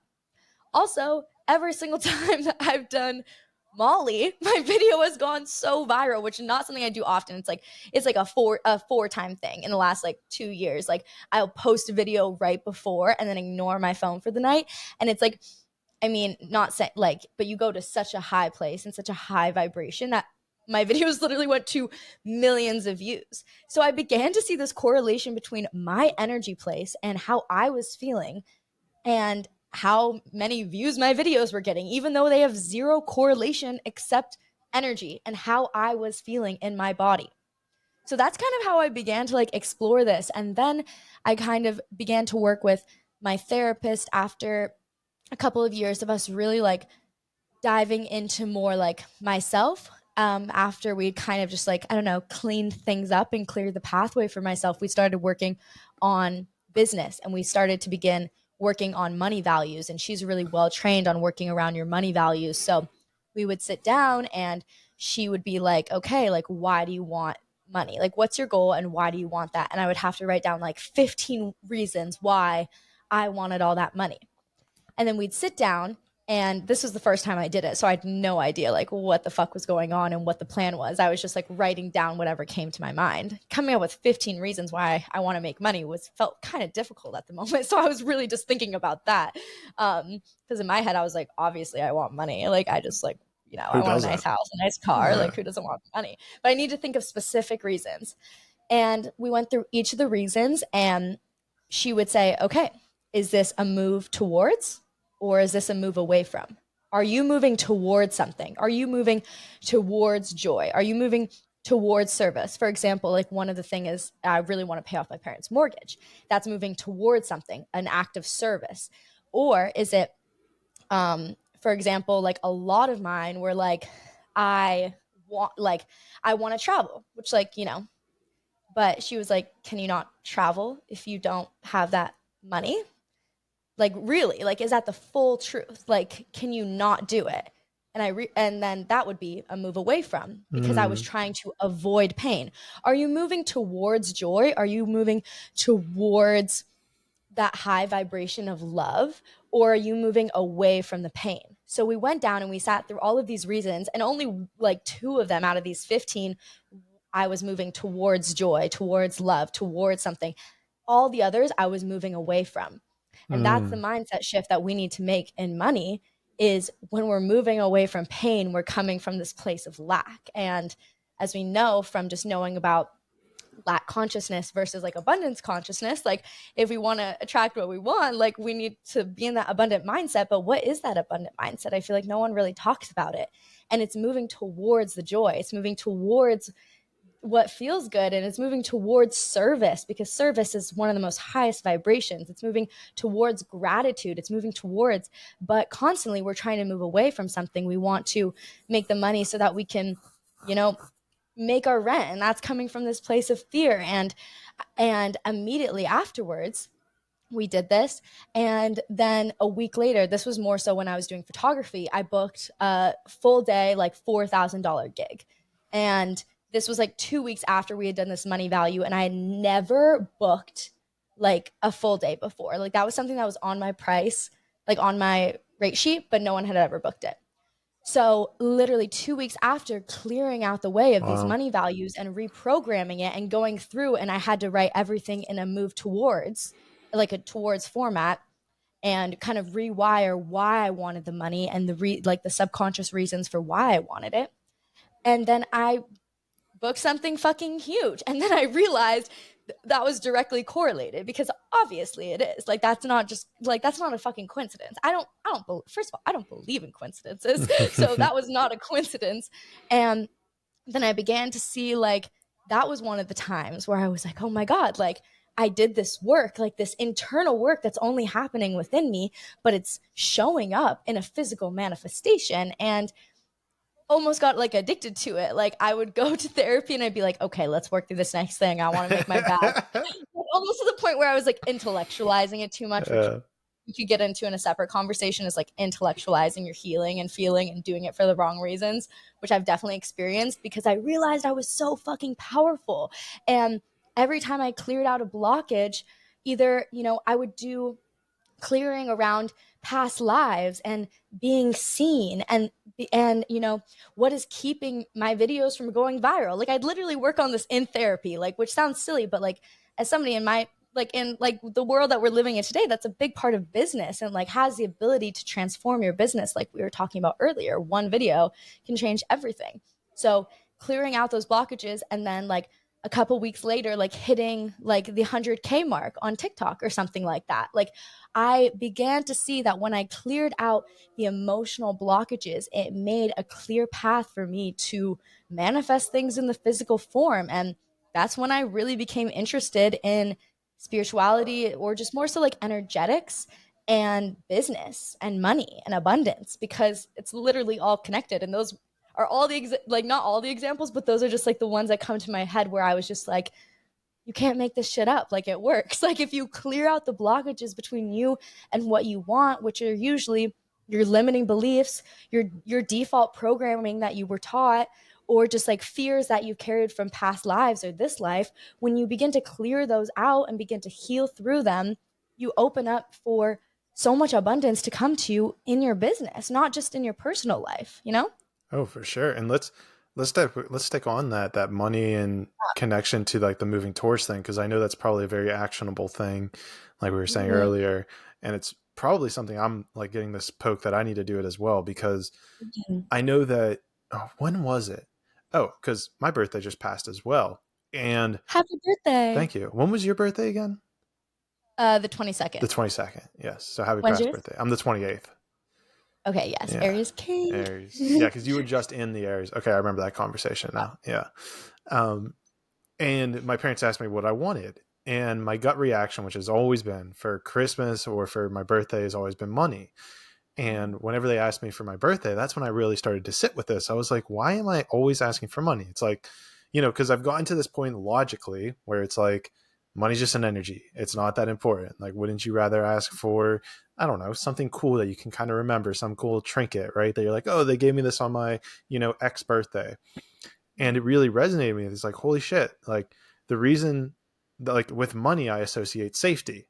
I was like, the reason that I want money is to feel safe. It's like, there's nothing else that money is really like, kind of that like extra level, right? Like you were kind of explaining, there's that extra level to the reason that you're bringing in this money. With me, it was like, just make me feel safe. Like, if I feel safe, money's going to come in, I'll feel safe. But that's such like a baseline almost level of money. That's not going to take you to this next level, if you will.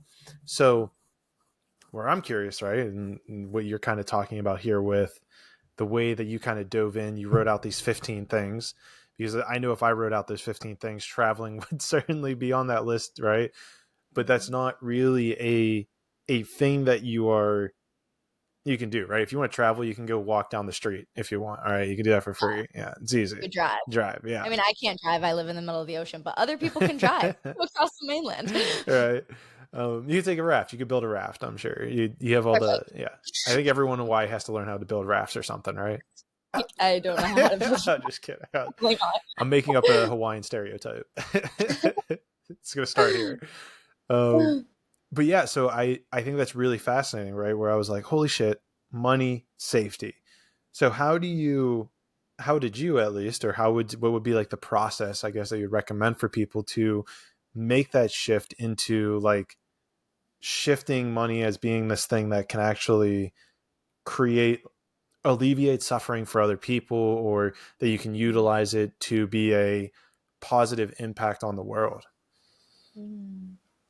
Yeah, I guess it's about taking what you want to do later and doing it now. Like I realized like I was like, "Oh, well, I'll do this when I have the money. I'll donate to these people when I have the money. I'll donate my time even to these people when I have the money. I'll go, on that trip when I have the money." Mm. And when we take that and we almost just say fuck it and we do it now and go against that ego, cuz like when we can reason with our ego, like I said before, like I definitely like chat with my ego, but I think there is this level of like subconscious reprogramming which can be done. I think it's really helpful to have a practitioner. Like I think when you are guided through something, even in like hypnosis, like my therapist works with like hypnotherapy and will like do certain things to step into new realities almost through our mind, through our imagination.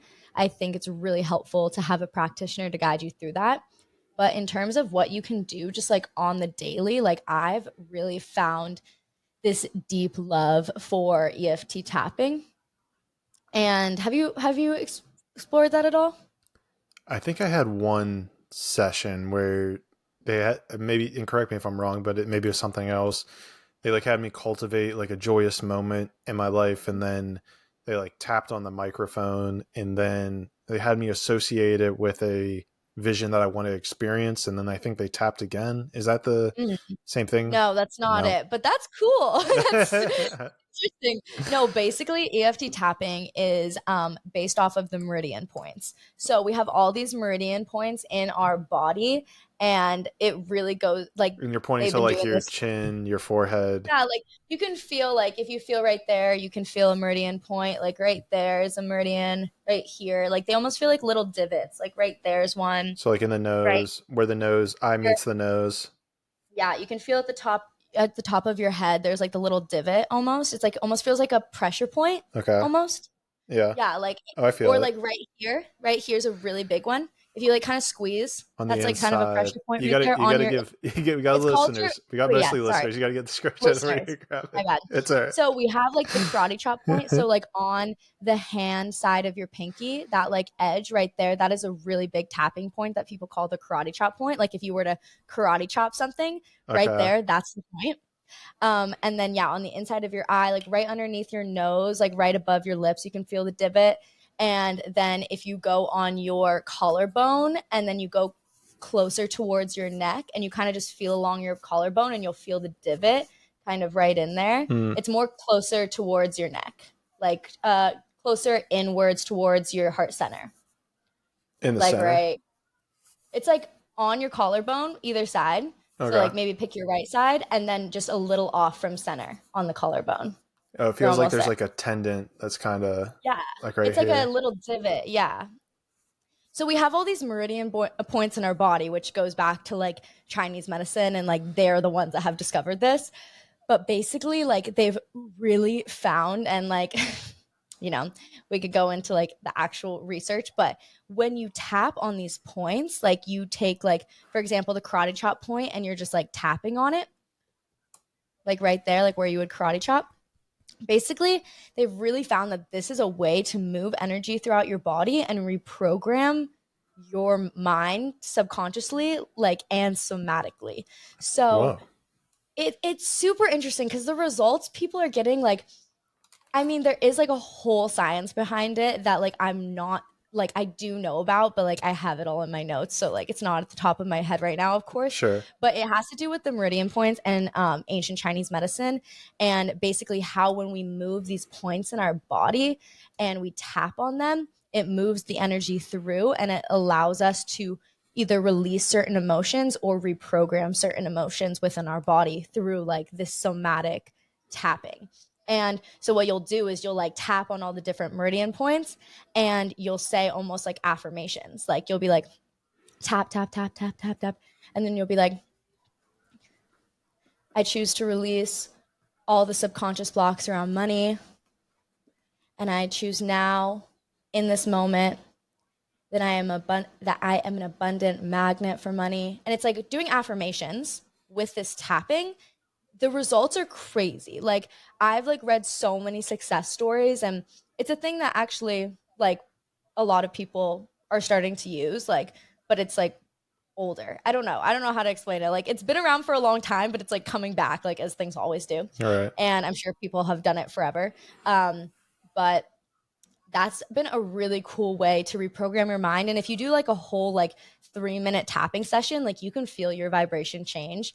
And I've been tapping a lot with money, and I really find that it helps reprogram my mind and makes me less fearful around money. I just like go to YouTube and I go like EFT tapping for like financial abundance. And there's this one guy that does it. Like there's this one guy that's like really known for it. His videos will come up right away. Okay. He's just like this older guy. Um, and his videos are great. And you just like go and you follow along and you do them. And it's actually so powerful that the results that are coming in for people.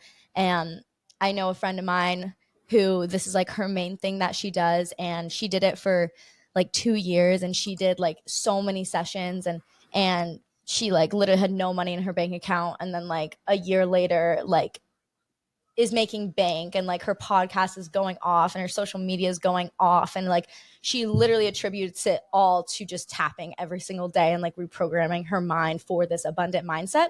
So that's something that everyone I think should look into, and if it calls them, amazing.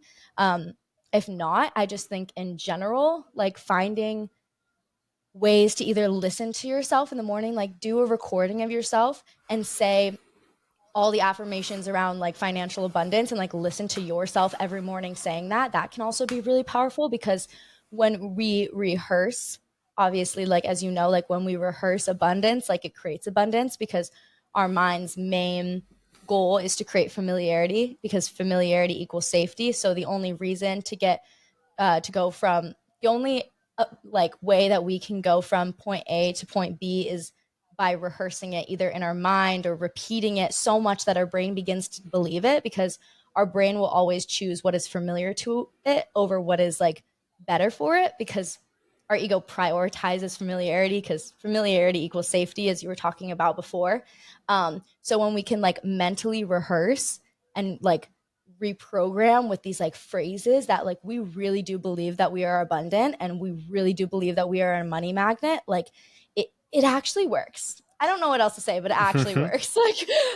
Like and it's just one of those things that you have to try for yourself to see the effects. But I feel like I can feel the effects right away. Like I can feel the clear outs from the EFT tapping right away. Or if I listen to Abraham Hicks in the morning, like that's something that immediately boosts my vibration. And that's something that I do. Like this morning, I did it. Just like listening to something that is very positive and reaffirming and reprogramming for Mm. my mind, because the more that I hear it, the more that I believe it, and the more that it's familiar, the more that my mind will accept it, and the more likely I will be to create that new reality for myself through that act of familiarity. Oh. But the EFT tapping is really cool. I wish I had like all the science for you, but I don't. But I think everyone should look into it, because it's actually crazy the results people are seeing. Like It's you opened it up the blows my door. mind. You opened up the door, so maybe that's what you're supposed to be here to do. One of the things that you're here Amazing. to do. Yeah. I'm gonna have to look That's into like the this. thing. Like, I don't necessarily want to be like an expert. Like, I just want to be a bridge. Like, Mm. you know, I know some people really have come into this world to be certain experts in their craft. And I just don't necessarily like feel that for me. Like I don't have this pull or this calling to be an expert in anything. Like I really just want to be a bridge to be able to communicate complicated concepts and make it simple that people are interested, and so that they can explore it themselves, because that is truly the greatest like teacher is experience, you know? Like that's like the most cliche thing to say, but it's true. That's why it's cliche. Like, and I really just want to be a bridge. I just want to be like, this worked for me. Like, and you can only know if it's going to work for you if you try. I can certainly relate to that. Yeah. I've seen and done too many things at this point where it's like I can't sit there and just dive into one aspect of life, even if it's just health or fitness or mentality or what is it? I mean, I guess spirituality kind of, but it's such a broad topic to me that There's it's so much. there's so Yeah, it's much so all of those topics were so broad. Like, and I really appreciate people who can be an expert. Like, I love the experts in my life. Like, I love the people that I can turn to and be like, this is their craft. This is what for they've sure. done. And I admire it so deeply. And I'm just like, I don't think that's for me. Like, I just love too much. Like, same like you. I just love being a multifaceted human being who likes a bunch of things. And I love to dive into different eras and different phases and cycles of my life and like get interested in different things. And I just could never see myself being like, this is my one thing. Like, this is the one thing that I talk about. Like, I just couldn't. Like, I love too much. And this comes back to probably the beauty of having a podcast, because then you can just bring on people who spent 20 plus years talking to Himalayan workers. I don't even know. And Yeah. see how what their life is like, you know?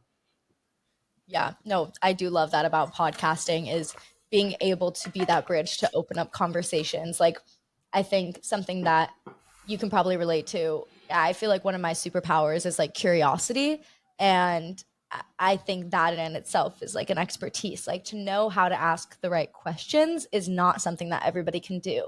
And I really feel like that's something I've been cultivating since I was super young. Like, I was always a therapist friend for all my friends growing up. Like, even in like just like elementary school, middle school, like I feel like my friends would come to me and I would just ask them questions. Like, I wouldn't put in my input or what I thought unless they asked me.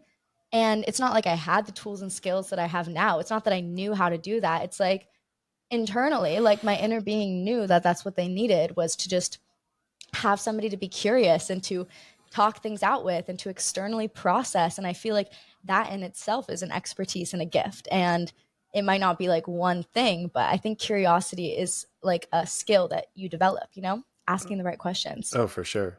I think you're really good at that too. Oh, thank you. Appreciate it. I Yeah, it's something I've certainly noticed over time, especially when I'm interested in a new idea. It's like, okay, how does that work? Why is this happening that way?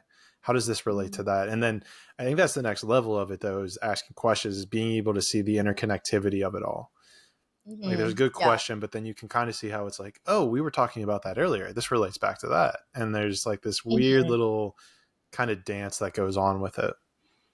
Yeah, I think that's also my favorite part about having guests on is connecting the dots. Like, I had some friends on my podcast back in October, but it didn't premiere till this week, and they have an experience that I cannot relate to at all, which is always interesting. Like, when you have people on your podcast where you can speak on the topic as well, and then some conversations where you really can't. And like this, for example, was about them growing up Hawaiian in a predominantly white community and growing up in diaspora is what it's called, like the phrase, and the impact that that had on shame in their life and the inner child healing they had to do, and just like something that I can never relate to as a white woman. Like, and I'm not going to put in my sense because like put in my thoughts there because I don't have that experience. That isn't my experience.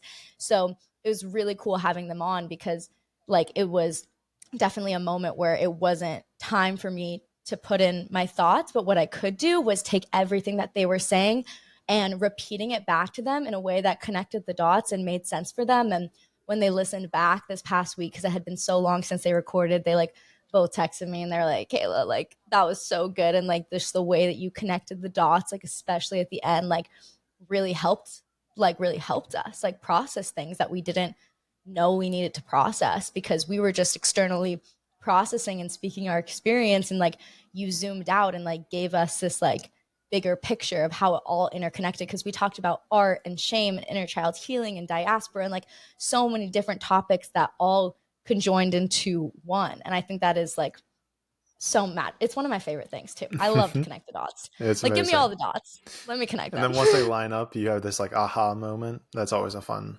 little one. Yeah, I love the aha moment. I love Yeah. That's like the best feeling. And like for other people, because I feel like I'm always experiencing aha moments a little bit. Like it's just I just am always thinking and then like naturally just connecting the dots. I think I think it's a gift, but I also think it's a muscle. Mm. And I think it's something that as you practice it, it gets better and better. And I think some people have a calling to explore that muscle and other people don't. But I'm always like in my notes app, like writing down my aha moments. That is one thing I will always say to people is like, write down your ideas. Like when it comes to you, don't think I'll remember that. You're not going to remember it. Like it is going to pass you by, especially if it's like a brilliant idea and a download. Like it just might leave and you're going to know that it was brilliant, but you're not going to know exactly what it was. Like write down your ideas. Like it is so important. And I'm a strong believer that ideas choose us. Like I truly believe that ideas are consciousness. And they're just little consciousness floating around and they choose you because they believe that you have the ability to manifest that specific idea that so badly wants to come into earth, that so badly wants to come into this 3D world. It believes in you. And when I realized that, and when I learned that our ideas choose us, I never wanted to ignore my ideas ever again because I realized they chose me because they thought I have the ability to do this. And the ideas believe in me. So like I should believe in the ideas. I don't Right. know if that makes sense, No, it but does. Have that, you? yeah. I think it's Carl Jung. Have you heard of Carl Jung? Yes, I've heard of Carl I Jung. think it's his quote. Let me see. I want to make sure it's his quote before I say it. Uh, what is it? Well, the quote is that people don't have ideas; ideas have people. Wait, that's amazing. I love that. Ideas have people. Let me make sure that it's his before we explore that. I'm pretty sure it's Carl Jung. Yeah, Carl Jung. People don't have ideas; ideas have people. And Yeah, that's amazing. I've never heard that quote before and I'm so grateful you told it to yeah, me. it's a great one. It's he has a lot of great quotes actually. There's one of his that I want to get tattooed on my arm, which is you'll probably be able to relate to this, which is no tree's branches can reach into heaven without its roots reaching down to hell. Mm, wow, I love that. That reminds me of like the water lilies too, and like how like they're so beautiful, but they like grow in the dirt and the mud. Oh, That also reminds me of that. that's Like that visual came to mind.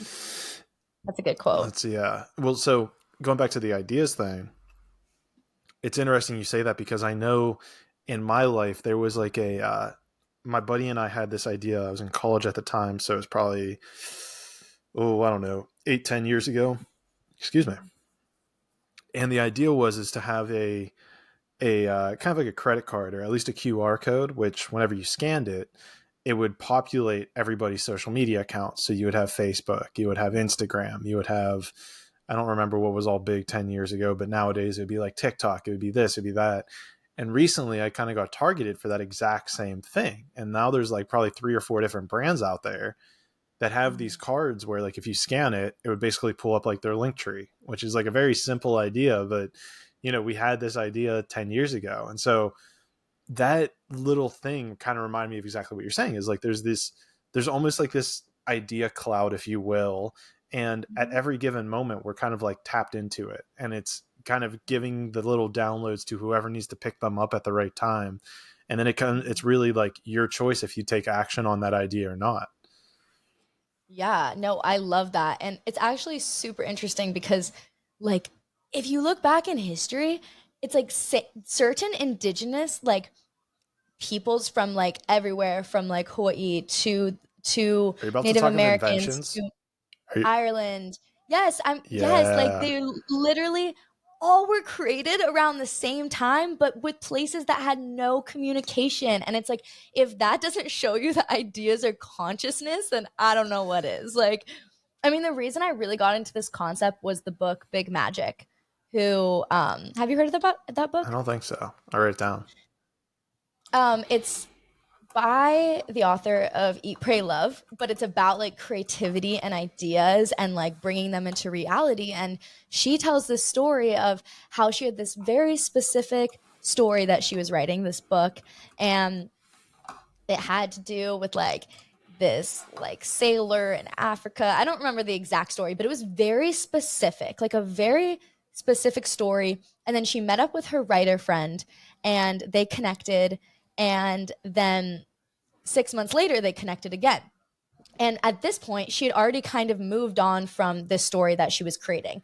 She decided it wasn't really worth her time. She didn't really want to do it anymore. She didn't really have creative inspiration for it. She was just done. Like, she decided to let go of the idea. And then she meets up with her writer friend again, and she's like, I'm writing this book, and I love this idea, and it's amazing. And her friend starts telling her about the book, and it's the exact same fucking idea. And then they went back and they Whoa. saw, they like went back in their archives of their writing and saw when when the girl started writing the book, or like had the idea, like first started like thinking about it, and when the other girl dropped it. And they were literally at like around like the same like week and a half, right around the time they met up 6 months before. And Wow. literally that story changed my life, because that's what when I realized that ideas choose us. And she doesn't really go into this that far in the book. Like, she doesn't dive into it. The book was had lots of good pieces, but it didn't complete anything for me. But what it did was give me a lot of my own personal downloads, which I'm always grateful when books do that. um like at the end it kind of got repetitive, so it's not like a book where I'm like, this is the most amazing book ever. Like, it's not necessarily that, but this one part of it absolutely changed my life forever. I tell people about this concept all the time. I'm always talking about it. Like, I had all my friends read the book just so that they could get to this like wow moment of her realizing that this idea chose her, and then she let it go, and then it chose somebody else. And that's why it's like, so I don't, and like, people will get mad at other people because they're like, oh, I came up with that idea like 5 years ago and you stole it. And she's like, nah, dude, you just had the same idea. Like, it just wants to come into the physical form. Like, these ideas want to manifest, they want to come here, they want to Right. be 3D, and they're going to choose whoever is going to make it happen. And I just began to honor my ideas so much more and take so much like action on them, because I'm like, well, if someone doesn't do this, like if I don't do this, someone else is gonna do this, and then they're gonna like, get fucking rich from it, and I'm gonna miss out on the opportunity. And this idea thinks I'm great, and this idea thinks I can do it, so I'm gonna do it. That's an interesting point. I mean, because I do have those downloads all the time with different TikTok ideas or different reel ideas. And I know after I kind of like, because I have a piece of paper where I kind of like write down ideas that I have, but then sometimes it takes time for me to just actually act on them. But then it's interesting because sometimes I see them pop up on my feed where someone makes the exact same video that I was like thinking of. And I'm like, there's a piece of me that kind of dies whenever I see it. And I'm kind of like, oh, there's no point to make it now. And there's an argument for that. There is still a point to make it, but it's just like it's that feeling of like, damn, I should have made that earlier, or because now I've kind of lost some of that momentum now that I've seen someone else create it. But it's Yeah, certainly, yeah. I also, to what you're saying, like momentum and creation are one of the most conjoined things. Like, once you have an idea, it is so important to act on it within the first couple weeks that you generate this idea, because if you think about it, like the idea is energy. Like, you are conserving and creating that energy, and you want it to come out powerfully, but if you let it dwindle, then it's not going to be as powerful. Mm. And I'm definitely an action girly. Like, I just love taking action on the things that I want. And really, what I do actionably is I'll go to my journal and I'll write down the big idea. And then I'll be like, how do I break this down into the smallest steps possible? And there's like this visual that my psychic medium showed me once. And it really summarizes how I feel. It's like two ladders, and there's a ladder that has like a bunch of big steps, and then there's a ladder that has like so many really small steps. And the guy that's on the ladder with all the big steps is still reaching for the top one. And he's like, I can't get there. But the one that has like the small stair ladder is already at the top. And we think our ideas are these like huge things that feel unattainable, and they're like so big and so scary, and to take action on them, like, how could I start at 0 and go to 100? Like, how do I even get there? So much to the point where it's like debilitating. Like, we don't want to take the next step because like the final outcome seems so far away. And it's like, of course it's far away. Like, good things take like lots of energy and time, and small steps. And like, for all my friends and like all my community members who are like, well, how do I like create this idea? Like, how do I just do it? Like, it feels so big. And I'm like, you have to break it down into the smallest steps. Like, you break it down into the smallest steps, and then you take the first smallest step, and then you break that down into 10 steps. Because really, Mm. everything takes like little, small, tiny little actions. And then eventually you have your creation. Like, and that is definitely one of the most actionable things like I love to teach people is like break it down and then take that breakdown and break it down even farther. Like, I don't know, do you have a process that you use to like bring your ideas to life, or like what would you say your advice for that would be? I guess it would depend on the idea. I think, Mhm. for the reels things, I just kind of like have the idea and then like I know the process with it. So I know like if I have just like a general idea, I'll kind of write the skit for it and then I'll go and make the certain things and then this and then that. But, I think there's probably the visualization I'm kind of getting right now is like looking at the big picture, right? It's like, what do you want to do, right? You want to say, make something ridiculous, like $1 billion company. And it's like just if you hold that as your thought, my thought process is always just like if you hold that as your only goal, you're never going to get there. Like it's so that's so the magnitude of that is so large that you're just going to find you're going to quit. You're going to quit before you even start because it's just like it's so daunting, right? 10,000 people you're going to have to hire, probably more. You can go down the entire list of that. And so I think to your point, it's there's a level of breaking down the steps in order to get to the goal that you're trying to achieve, right? It's like, well, if you're going to have a $10 billion company, at some point you need to make $10. So focus on getting that first dollar and then just Yes. kind of like reiterate, all right, how are you going to get that first dollar? And I guarantee you, majority of people, even at that step, don't even know how they would get that first dollar. And it's like, oh, well, like, look, it's like, great, you had that ambition for 10 billion, but like, you got to be able to make $1 if you're going to get to 10. Uh-huh. So it's certainly breaking down the steps, and I guess it's going to change whatever it is piece by piece. I know a lot of people kind of focus on like if you want to make $100 or let's say because it'll be an easy number, $365,000 in a year, then you need to make $1,000 a day, and that's even that can be like intimidating. And so it's like, how do you make $1,000 a day? It's like, you kind of have to keep breaking it down. And I guess I feel a little bit not confident in what I'm about to say, but I do believe it to be true, which is you need to break it down to a point where like it's a little bit scary, but you're at least willing to take that step. You need to at least break it down to like, if $1,000 a day is like, okay, I'll do that. It's not like it doesn't have that energy of like, oh shit, like it's so large that it's kind of just abstract and it's out there and it's not going to energize you to take that step forward, right? Like $10 billion, for instance, would be the same thing. It's so large and abstract that it's not energizing you, right? But if you're like, hey, I bet you can't make I'm trying to think of something that's more attainable maybe to myself. If it's like make $1,000 a day, like that seems like a lot to me. So like that could That be, seems a lot to me too. yeah.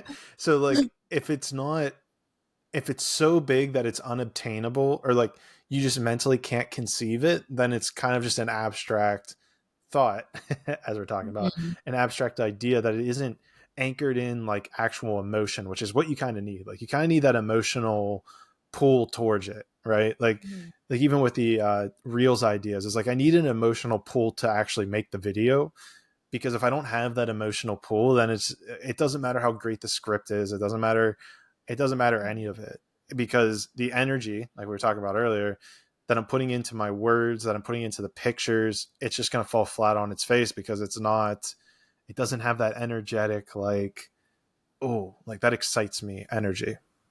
Yeah, and that's why it's so important to act on our impulses. Like, and it does depend on the person, but for me personally, like that's why it's so important to act on the ideas when they come, because like then there is that energy, there is that emotional urgency, there is Mm, that impulse. And our impulses, like, yes, they can hurt us, but also they can really fucking help us and guide us. And like sometimes they're just like a little ring that we need to like step into something new. And something that also came up for me when you were talking about that is there needs to be this like perfectly, like not perfect, but like a really well balanced tension, because it can't be so easy that it's not interesting to you, and it can't be so out of reach that it's it's unattainable and you just feel like defeated before you even begin. Like there needs to be this perfect place of tension, like I'm seeing like a visual of a string being pulled in both directions, and if one side's, too much, or one side's, it's going to go the other way, or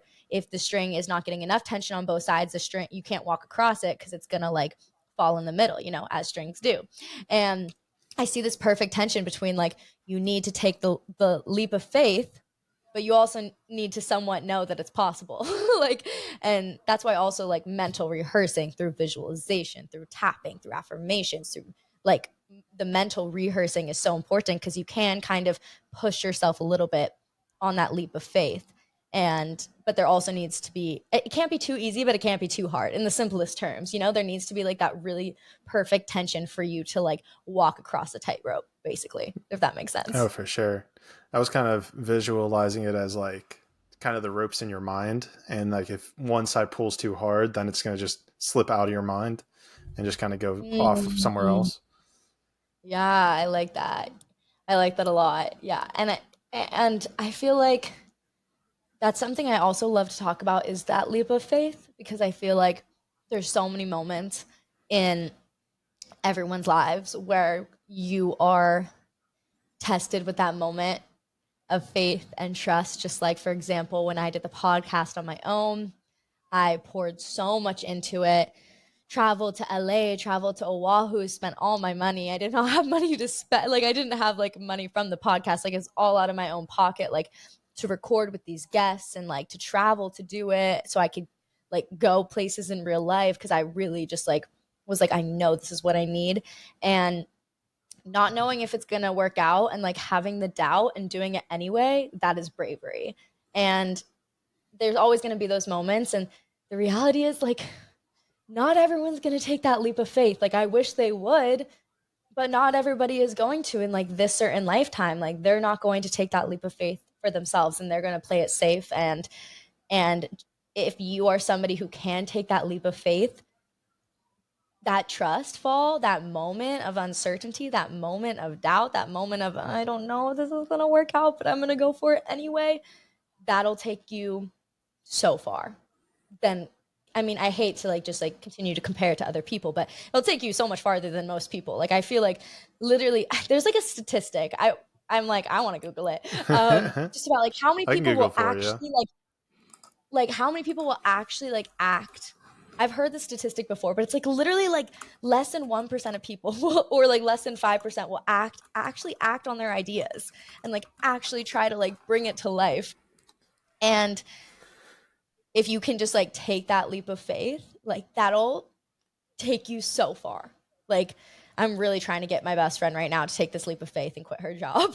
And I've been trying for like a year, and she's finally doing it. And I just know, I just like can't wait for her to like have her fucking success story, because I'm going to use it as such a good example in my own work, because I've just known for so long that she has to like take this leap of faith, quit her job, like go against like the stability and the safety that she like craves, that we all crave, Yeah. like from an evolutionary point of view, we all crave the security and safety, and yet we have to go against it sometimes, and like that is pure bravery. Yeah, that's a big part of my story is like quitting a software engineering job to start this podcast and travel the world. Um, which we Wow. can talk about in a second, but I want to read this Yeah. article that I found, and it's not exactly what you were saying, but it's definitely on the money. It's pretty close, which is the title is Science says only 8% of people actually achieve their goals. And the big takeaways are is number one is that they begin with the end in mind. Um, so you have to know where you're headed. It talks about breaking it down. They build a support system around them, which I'm sure is highly underrated. They set specific and challenging goals, kind of like what we were discussing. They Yeah. recognize when they're procrastinating, which is interesting. Yeah, they have a whole paragraph here, which I don't feel like really reading, but there's a 52-17 rule, 52 minutes of work followed by 17 minutes of test. What is unknown? They listen to music for focus. They don't multitask. And those were the 7 things that this website says, inc.com. Hmm. So, yeah. So 8%. I don't know if I believe in that whole multitask thing. I'm a neurodivergent mind. My mind is constantly bouncing. But I will sit down and I'll be like, Kayla, you can't get up for any other task until this one is done. And I'll like do Yeah. that with myself. But also, I think there is power in bouncing around sometimes and like having that ability to like bounce from thing to thing. And I feel like it really depends on people's minds and how they operate. I just know that I mean, I'm not diagnosed, but like I know that like I could be diagnosed if I want to with ADHD, and I know that my mind is like very neurodivergent, mostly because of the pace that I talk. Like you can kind of tell how I like can if I people can tell speak. just based off of our conversation. I've I've had enough conversations on this podcast where I can tell just based off of like I don't really need to cue you. Like some people need a cue of a question. Like if I'll just like talk and then sometimes people will just sit there and not say anything. But like with you, I don't need to end the conversation with a question. Like if I'm done saying something, you'll know to pick up and like you'll have something to kind of go off of it. And arguably it could be a part of the podcast. Like you're also a podcaster, you get it. But I think it is that neurodivergent thinking where I have seen it with guests. And honestly, they're some of my favorite podcasts when I don't actually have to propose a question. I can just like finish my sentence and then they'll take it up after me. That's super interesting because it's like I don't know how other people's brains operate, but while we're having this conversation and when you're speaking about something, like I am like writing down little notes because every time you say something, an idea comes to me that I might want to say or like speak about, Mm. like because what you said inspired me. And that's why I love podcasting and love conversations because my mind just loves that shit. And all my friends are neurodivergent baddies. Like all of them are like our conversations are crazy. Like we're all talking at once. Like there's so many ideas going on. Like we're bouncing from topic to topic. Like if I hang out one on one with a person, like if I haven't seen them in a while, we'll just be laughing so hard because we'll be like, wait, we didn't finish. We'll like start a story and then start talking about something else and then be like, oh shit, you need to finish telling me about that story. And we're just like bouncing all over the place. And like I literally like I don't know. It's just such a funny experience. That's so funny that you can notice though. But I think it's like bouncing around. I don't know. That article is interesting because I'm like, like Well, it's kind of cool too because whenever you talk about science, and this is a little bit of a pivot, right? But going off of that point, right, is like they're saying like you got to be multitasked, and here you are, you're saying like I don't know if I truly believe that you don't have to be multitasked. It gets interesting when it comes to science because I've never seen a scientific study specifically with human beings, right? Specifically in the psychological route of things where it's 100% a certain way. There's always a small percentage of people who don't need to follow that. There are going to be a small percentage of people who maybe they don't need to follow that. Maybe they are successful and achieve their goals and don't do anything that are listed out on that sheet. And so this is kind of where I get like in the gray zone with science, which is, look, there's things like physical science, like physics, where things are going to happen 100% of the time. In those situations, all for it. But whenever it gets to humans, it gets a little weird. Like it's not always 100% anything. mm-hmm. Yeah, I actually before I got into spirituality, I remember being in religion and spirituality class in high school, which was a course like we had to get a certain amount of credits in that area. And um, I just remember like this concept coming up that I wrote about, and I just said that science is a religion. Like and this was like before I knew much about anything in this realm, but when we were, I don't know, I just began to realize that like well, to believe in science, you have to like believe in everything else, right? It only makes sense if you believe in like the base of it. Not saying that I disagree with science. Like I like science. I think science makes sense, but is it going to be true 100% of the time? No. And new things are being discovered all the time. So like what we know now is only based off of the information that we have when in reality there is so much that is undiscovered that would create so many different truths, which is so cool that like there's so much coming out around like parallel universes and timelines and quantum physics, and that is like coming out like publicly in science now, even though it's like been talked about for hundreds of years. Like it's just like kind of coming into more public information from like the government, like that there's that whole like, have you seen that? I'm sure you have. Which what are you Just referring like to? there's so many, there's just like the documents coming out about like quantum physics like being real, proven by science, and like it's a government document. Have you seen Oh, that? um, Have you not seen that? Oh my god. I mean, I don't. I mean, I guess I've always known quantum physics. I guess I'm not sure what your like proven by government. Is that what I should look up? Yeah. Yeah.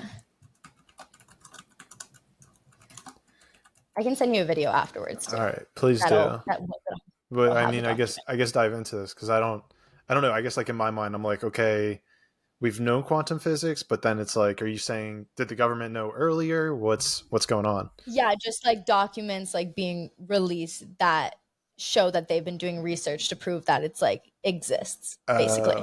Oh, that they've been just That researching like this for a long time. yeah, but like like just like them coming out to like public knowledge. I haven't read the documents, but I just like went down like a hole of videos of people Okay. debriefing them. Um, but I'll have to look into this. I'll have to look. yeah, You'll have to send me I the think you would videos. be very interested. That seems like something that you would be interested in. I'm What is all like your here. favorite things? Like what is your like favorite areas to talk about? Like if you were to go on somebody's podcast, like what do you think you guys would talk about? I've talked about a lot of different things. Again, this kind of goes back to where I don't really specialize in anything. The real big thing I think I'm kind of diving into right about now is yoga, but like it's I guess technically Raja yoga, which is like more of like Indian. It's like a mixture of hatha yoga and asana, and there's another one. Oh, Kriya yoga. So these are all like different ways of aligning the mind and body in order to kind of get more in tuned with what is God consciousness or like communion with God of what they describe. It's something I'm really new to like learning right now, but it's definitely something I'm like kind of diving into and learning a lot more about. And it's crazy. The what is it? The thing there are things that are laid out in Hinduism that are and even Buddhism for that matter, which have talked about the idea of like quantum physics for millennia. They just described it slightly different, you know, but they talked about how, you know, the idea of entanglement, the idea of multiple dimensions. I mean, even Hinduism, like some of their most sacred texts, even talk about how like the universe forms, it expands, and then it contracts, and it like they go down like this whole thing about how like the time frame of it, how long these things occur, and um, all of this to kind of get away from the original question, which was what would I normally talk about? I talk about a bunch of different stuff. I love going down conspiracies. I've talked about Oh that yeah. on one of my podcasts recently. Uh, I'm very much a questioner. I very much question a lot of things and try to see where all the puzzle pieces put together.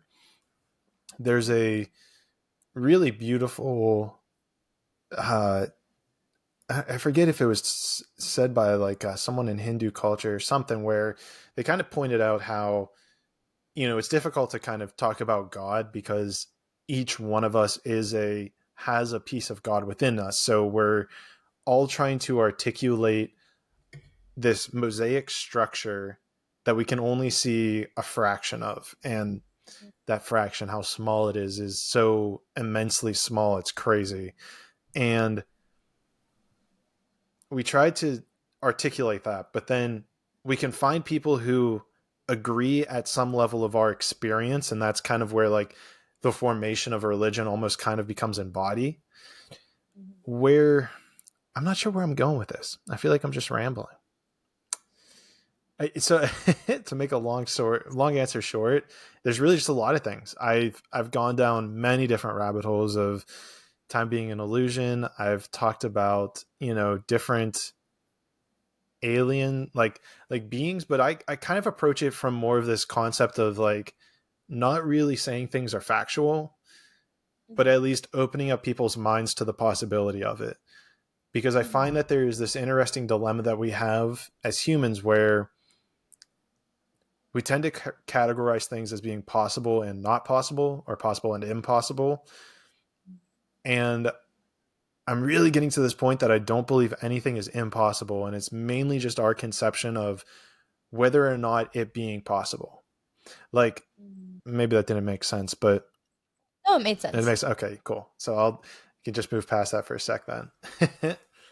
No, that made sense. I really like that because I mean, I don't know. There's just so much unexplored. How can you say that something is to not exist when there is so much that, you know, we have yet to explore? Like we're out here like exploring the cosmos and like people are exploring space and everything.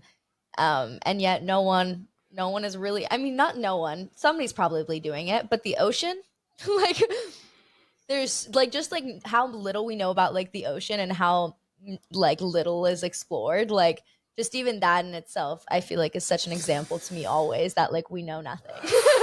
Like that, like we just know nothing. Like if we don't know like our own ocean then we like know nothing, Right. like which is always like a wake up call to me. So When it comes to I'm there this, with you where I'm just like, yeah, yeah. it comes like this interesting. Here's where I was going to try to go with it, which was talking about like that leap of faith, right? Like there's an element of us that needs to stay grounded and stay centered in like what we know is true, what we believe is true. And I think science has, especially in Western ideology, is that's where it's like become very concrete, which is like, here's the scientific principles, here's why the earth is circulating the moon, da da da da da.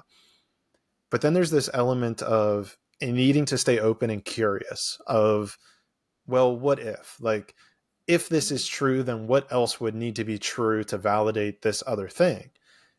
And I believe that, especially in science, that there seems to have been, and it seems to be changing, but maybe it's just where I'm at in my life, this dogmatic approach to science where it's like, we can't break out of the structure of our own thinking far enough to allow new ideas in. And it takes a little bit of being curious mixed with, takes an element of being curious mixed with being able to have a crazy idea that other people might laugh at in order for you to expand the possibility of awareness for everybody else. Mm. And I think a piece of my journey is to at least make that okay for people to say, well, what if? Take the craziest conspiracy theories you want, right? What if we didn't land on the moon? What if, I don't know, uh, I'm kind of having a hard time because I always think there's some. What if the Earth is flat? That's always a fun one. All right. Um, I had that was that's a whole other side story. Don't believe it. Earth is round, people. It's I know that the Earth is round. I'll put it that way. But the point is, though, is I think that there's a beauty in being able to at least explore the craziest ideas, to at least open up your mind to why people think that those exist in the first place.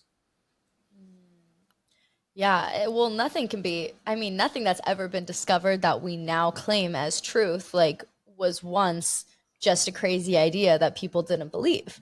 I feel like that's the story with like everything that we know now with science is like once upon a time people didn't believe that and that was a crazy outlandish idea, and that's like really where like the change makers come into play because people have to like be brave enough to almost kind of seem crazy or deemed crazy.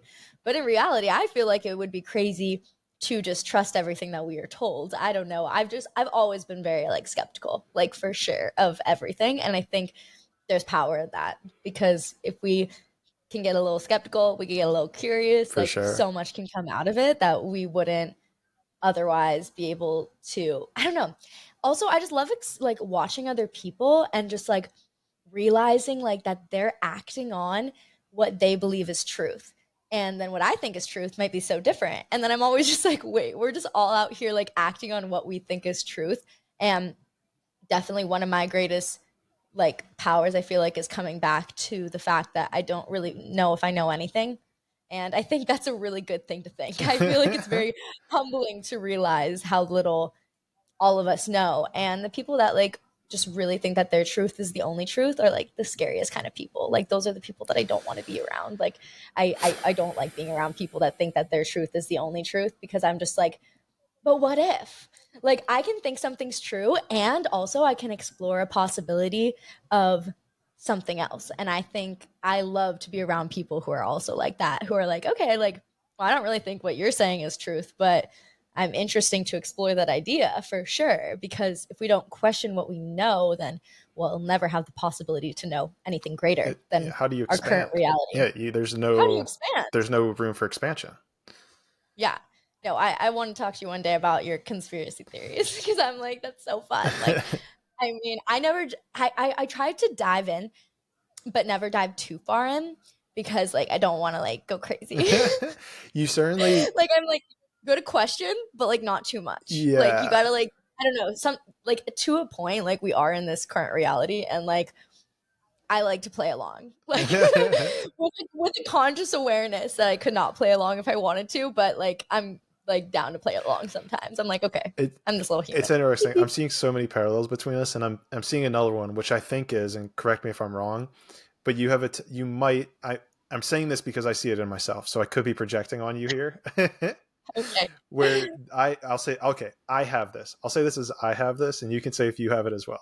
I won't be I don't get offended if that's what you think is gonna Oh, no, no, happen. no, no, Just no. tell I me. just didn't want to Okay. like I didn't want to put something on you and it come across as just Okay. like I don't know. Where I tend to like be so wanting to believe certain things that it would put me down into a like not like, almost like a pitfall at some level. So like a perfect example would be like a make $1 million in 10 days sort of thing. Like I would be the person that is so like I want that to be true that I'll just like invest myself in it until like 20 red flags go past me and then I'm like, "Oh shit, I got duped." So like I don't know if that's you as well, but Hmm. I think that and that felt I extreme. actually That was an extreme version of that as well. no, that was extreme. No, but like I kind of understand what you mean. I would definitely say that hmm I can be that way, but like rarely. Like I actually like can, even though I'm like love to think far out, like I actually get really grounded and like get like I can be pretty like I guess realistic is the only word that I can think about.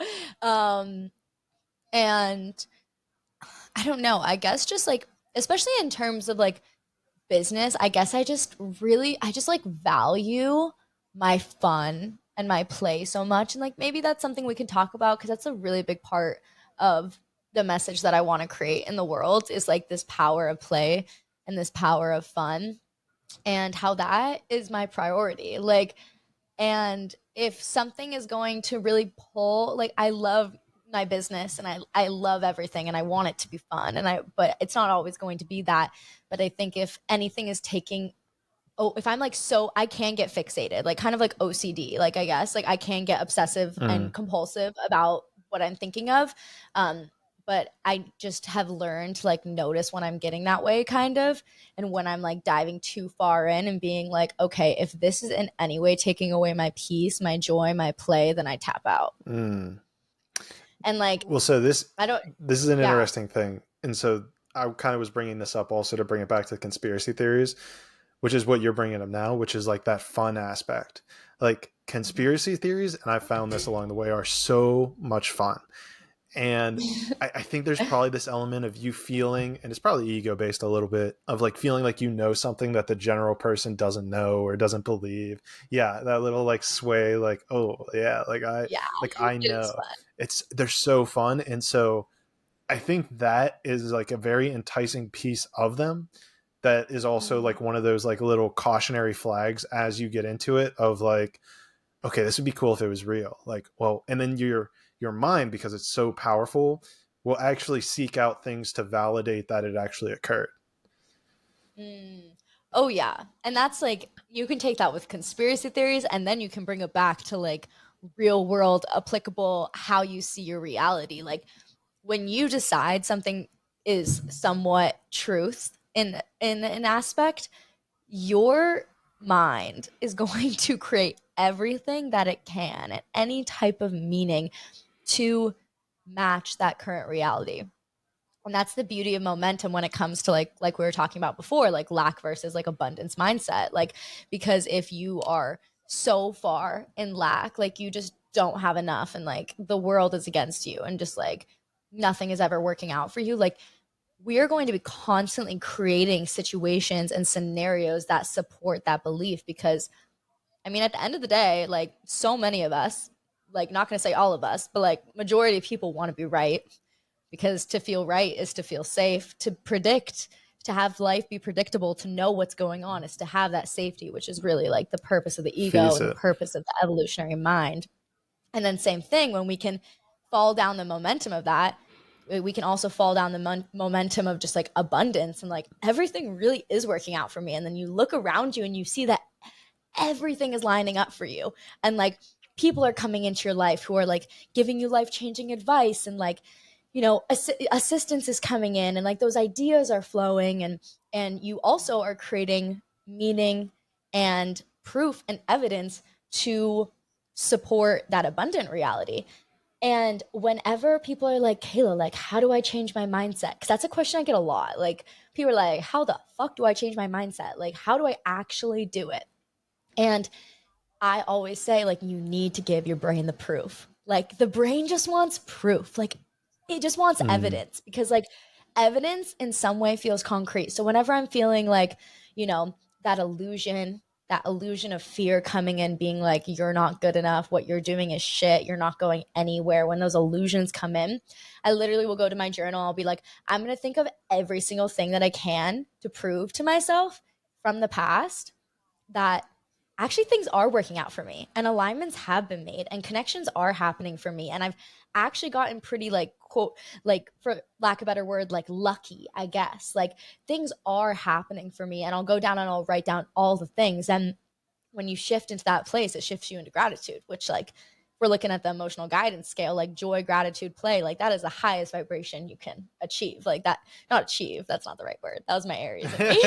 Being like, I will achieve the high vibration that you can embody, you know? Like, and whenever people ask me that, I'm just like, you have to create the proof and you have to create the evidence, because that is going to be able to almost trick your brain. That's like the little fake it till you make it moment. Like, before I had the words to express manifestation and the words to express like attracting things into your life, like I would just be like, when people ask me how I was confident, I would be like, oh, fake it till you make it, which is like such a simplistic term. But like, looking back at my younger self, I'm like, that girl knew, like she knew what was up. Like, she was just creating this evidence in her head that she was confident and she was gonna like Mm. get the thing she wanted to get, or like whatever it was that I wanted at the time. Like, and that's like proof and evidence.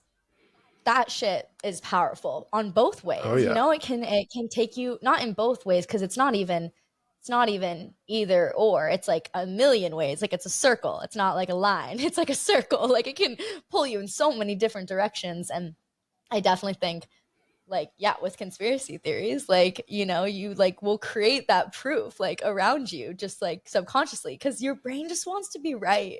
Like, that's one of the biggest things I've realized in therapy. I was just like, damn, I do a lot of shit, I'll own my shit, to be right. Like, I will really do whatever I can to be right.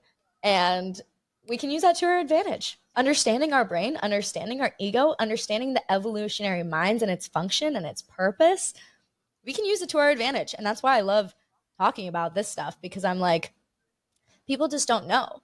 Like, they don't know, like, even though, people like us know that like safety is the main priority. So we got to create familiarity and predictability to create safety. And that's a way that we can work with our ego. We're not trying to get rid of our ego. Like, I mean, maybe some people are, and everyone's like, I'm having my ego death. And I'm like, well, I believe that I'm a divine being, and the divine would not have given me this ego if it wasn't supposed to be here for some reason. So I like to work with my ego. Like, I like to befriend my ego and reason with my ego, and sometimes even trick my ego sometimes. And that's why, like, I love talking about this stuff, because I didn't know before. Like, I didn't know that I was doing everything I was doing because I felt unsafe. you know? And it really does come down to that. Like, that's like one of the core woundings we have as humans is the safety. And it can come from past lives, it can come from this life. Like, and I'm all about the proof. I'm all about the evidence. I know that wasn't what we were talking about, but the neurodivergent in me Sorry. came in and was like, I have to say this. Like, I have it. Like, I have to say this. Yeah. You keep hinting at the past lives, and honestly, it was one of the things that I wanted to discuss, but I don't know if we're going to have the time to do it. So we're going to might have to say that for a Kayla part 2 at some point here. Okay. But I did want to kind of touch on what you were what was coming through in that whole thing you were saying there, which was kind of the aspect of being honest and truthful with yourself, Mm-hmm. where you were kind of dropping all these things of, oh, I can see that she was doing these things back then, or even the knowledge of whenever it is ego based, like, oh, I was using my ego to do this and this at this time. And you don't, like, it's interesting, there's times where you can kind of sit there and be like, I did that out of ego, or I did that out of soul. But if you're not truly being honest with yourself or the people around you, you really don't know. And it's almost like, I guess I've seen this in my life, where truth is kind of that, it's something you almost need to practice so that you can feel when you're being as honest as you can be with yourself in a given moment. Mm-hmm. Yeah, I also think having other people around you who can call you out when you're bullshitting yourself is really important. Like, I love the friends that I can come to and I'm having a fight with my boyfriend and I'm like, well, I did this, he said this and blah, blah, blah. And I'm like trying to justify my actions and everything. And they can look at me and they're going to be like, bitch, you fucked up. Like, you messed up. Like, or my therapist, you could just be like, don't lie to me. Like, you know, that wasn't your intention. Like, it's so important to know that for yourself, but I feel like not everyone knows how to do that. So that's why sometimes having just real ass people in your circle who are going to like call you out when necessary and support you when necessary, it is so important. You don't want people around you who are yes men. Like, no, you want friends who are going to be able to be real with you. Like, and that definitely helps me in moments. And I do think it's like a muscle. Like, the more that you practice, like being honest with yourself and like, I call it owning my shit because that's what my therapist calls it. I like it. And yeah, owning my shit. Like, I'll own my shit every day. Like, I said, like, and I'll say it to my parents too. I'll be like, mm-mm.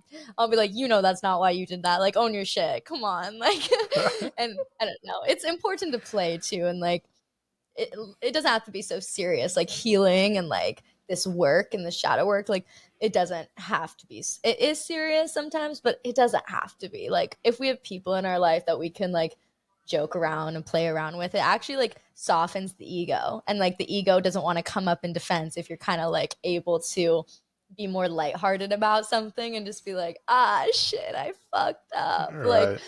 it calms the ego because the ego doesn't feel like it needs to go into defense and protection mechanism when you kind of have that like lightheartedness. But I always call it owning my shit, and it really is practice. Like, when I first started going to therapy, like, I did not know how to own my shit. I did not know how to be wrong. I did not know how to apologize. Like, I grew up in a Those are big household where ones.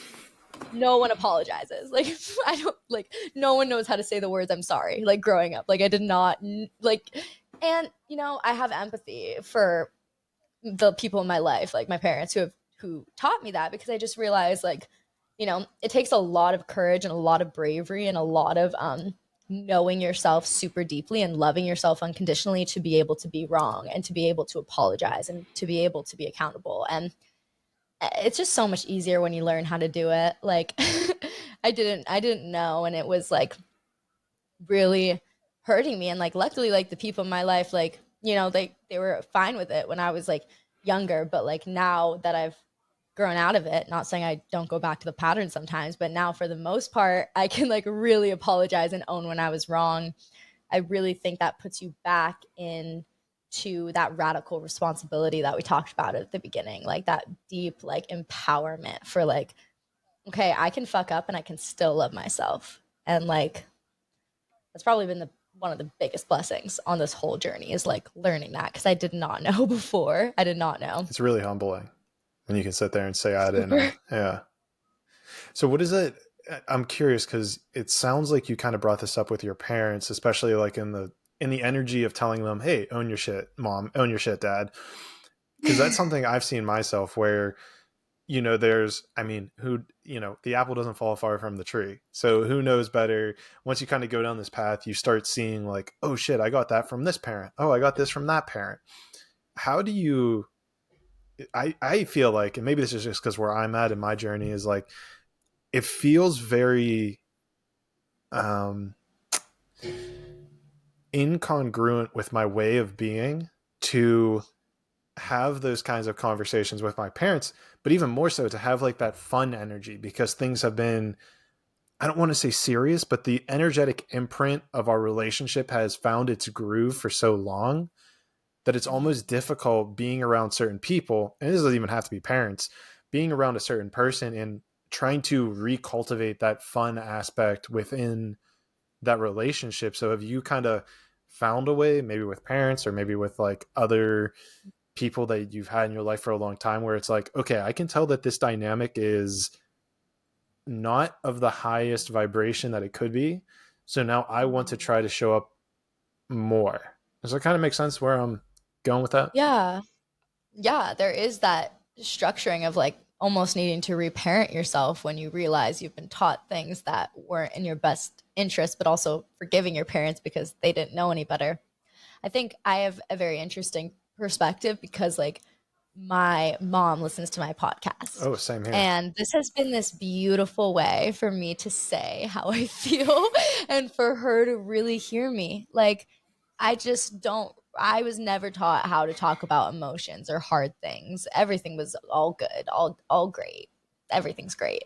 And I think my mom listening to my podcast has really transformed our relationship because she finally like can hear me and she like finally will listen and like take it in and really be like, damn, like she's learning, like, and it's this beautiful like almost third person energy where if I were to come up and I were to tell her that to her face, like she would be defensive, her ego would come up, she wouldn't listen to me, she'd get annoyed with me and mad and just like brush me off. But if she hears it from me but in third person, it hits. And our relationship has radically transformed because we'll share, she doesn't listen to just my podcast, we both listen to like Jay Shetty and Brene Brown are two people that we both listen to like all the episodes.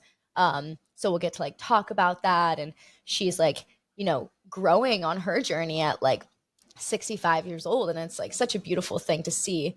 And then like I have my other parent, like my dad, who I don't think he's gonna change in this lifetime, and like that's okay. Like I love him so much, and I have deep empathy for him, and I think he's a brilliant man. And sometimes when people are really smart, it can prevent them from healing because they're so intellectual. Like another triple air sign, like Gemini, Libra rising, Libra moon, like lots of intellectualizing going on, and with that relationship, like I've just learned like in the moments that it I can't change what he thinks. Like when we're having those conversations and we're not communicating on the same channel at all, I can't change what he thinks, and it's better to just walk away. And like I know my truth, and like I can work through it in therapy, and but there's no point in arguing or fighting about it or like trying to change him or trying to get him to see my perspective.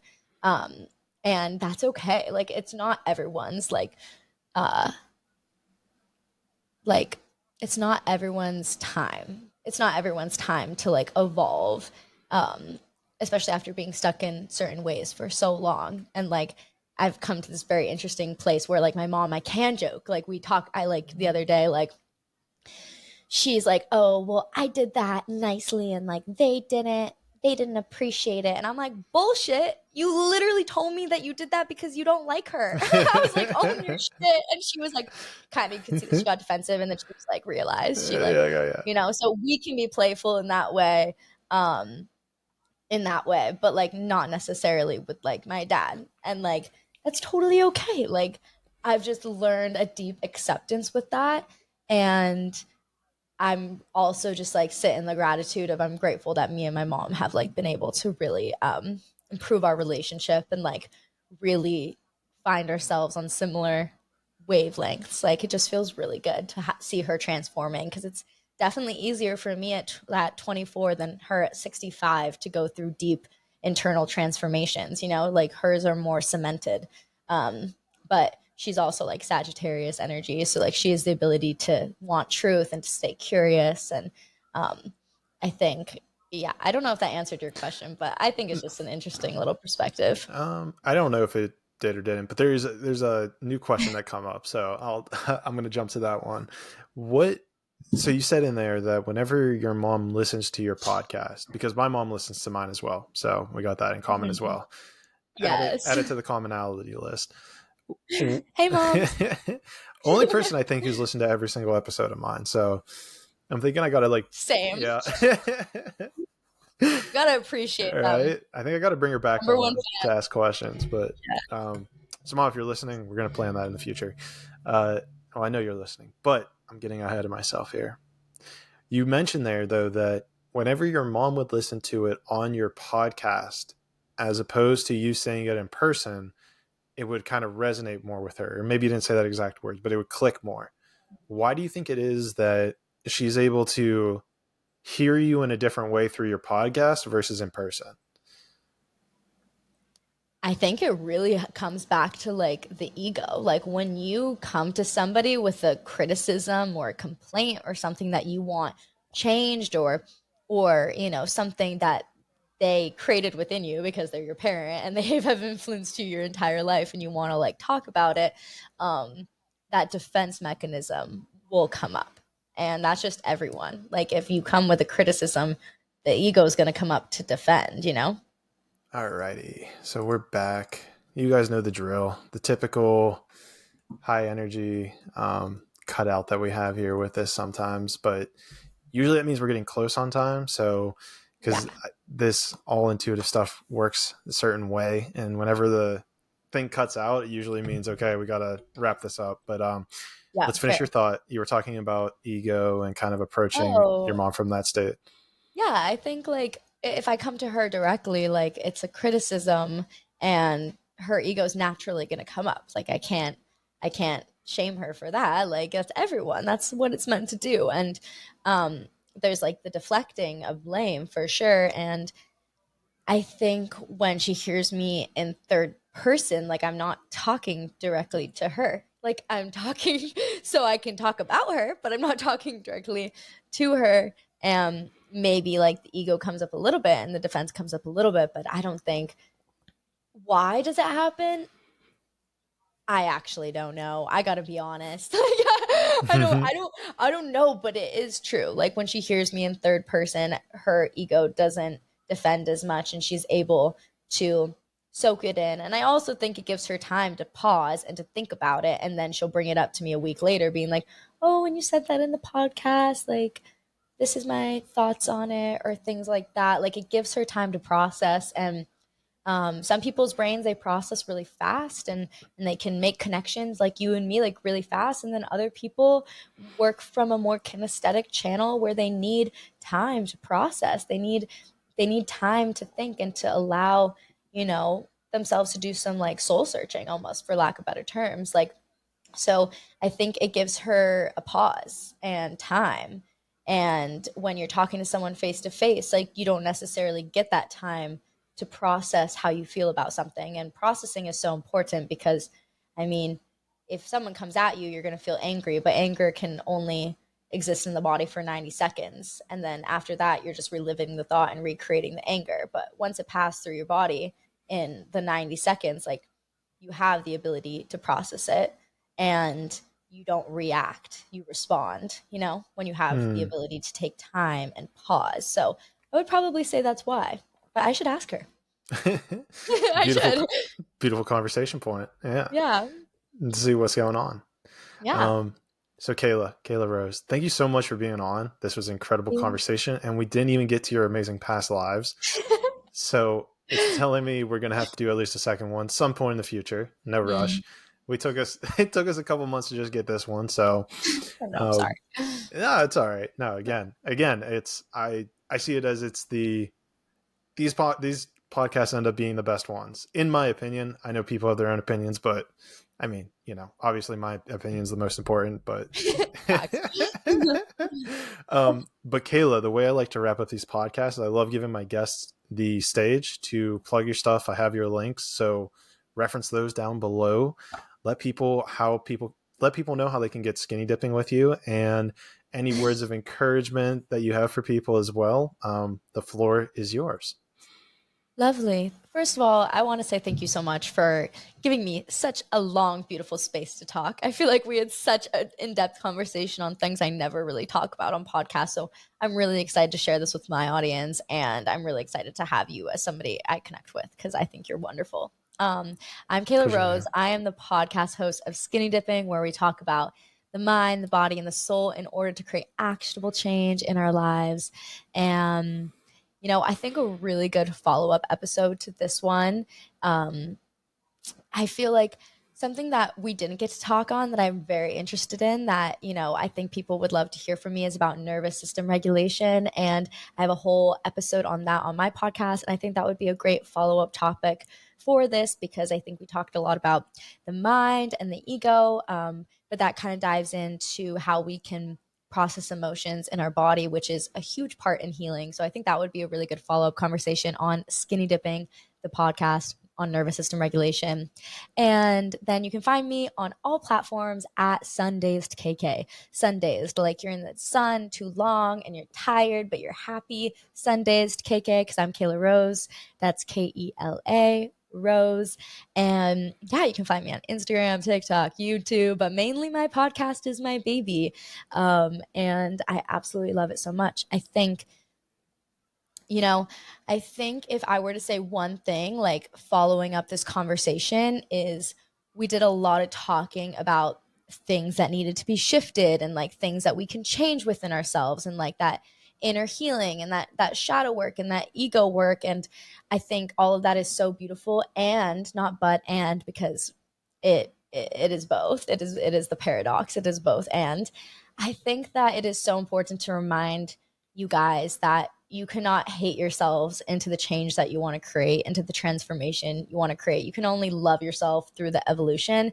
Shame around how you're doing it, how you're living life, and what you're doing, and like really intellectualizing all the ego stuff. I feel like we can come from this point of like, oh, but this is not good, and I feel bad about it. Like I feel bad about who I am, and I think that does the exact opposite work that we want to do. And when you can come from a place of truly loving yourself into that deep evolution, that's where the magic happens and that's where the real change happens. So I just really wanted to finish off with that because we did a lot of talking about things that need to be shifted. But at the end of the day, like you can love yourself imperfectly. Like you can love yourself broken. Like you can love yourself when you're not at your highest self. Like you can love yourself through it all.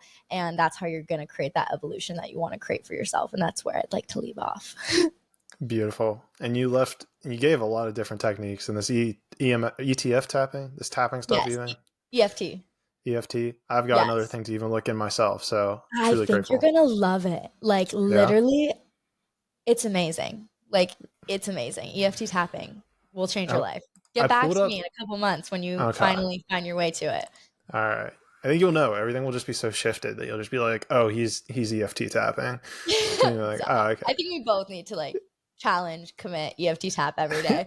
No, see, like even if you try just like, one, I feel like you feel your energy shift pretty like quickly when I do it. I feel my energy shift. So I'll Okay. send you a little short one that you could do. Should we make a challenge of some sort? Yeah, Like a 30-day I love challenge. a good challenge.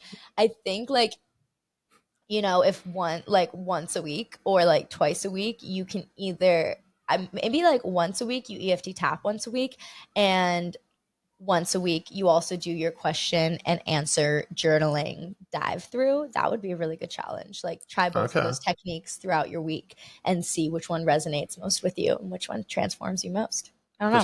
Prescribed right here by Dr. Kayla Rose. Oh, I wish. The little hair flick during it. Oh. Oh, Oh, doctor. you're too kind. Oh no, okay. Thank you so much for having me on. Seriously, I can't wait to share this conversation. Thank you for being on. This was a great conversation. It's definitely one of those conversations that energizes me to keep doing this. So thank you. Same. I like needed this today. Like I Hell needed yeah. to like have this like long conversation. I feel like I forget like how important they are to allow our subconscious mind to flow and to really get into the nitty gritty, like being here this long, like you just never know what's going to come up. And I feel like I like that. It's cool. A lot of people have said similar things afterwards. Usually I've ended the podcast by the time they say that, so it's interesting.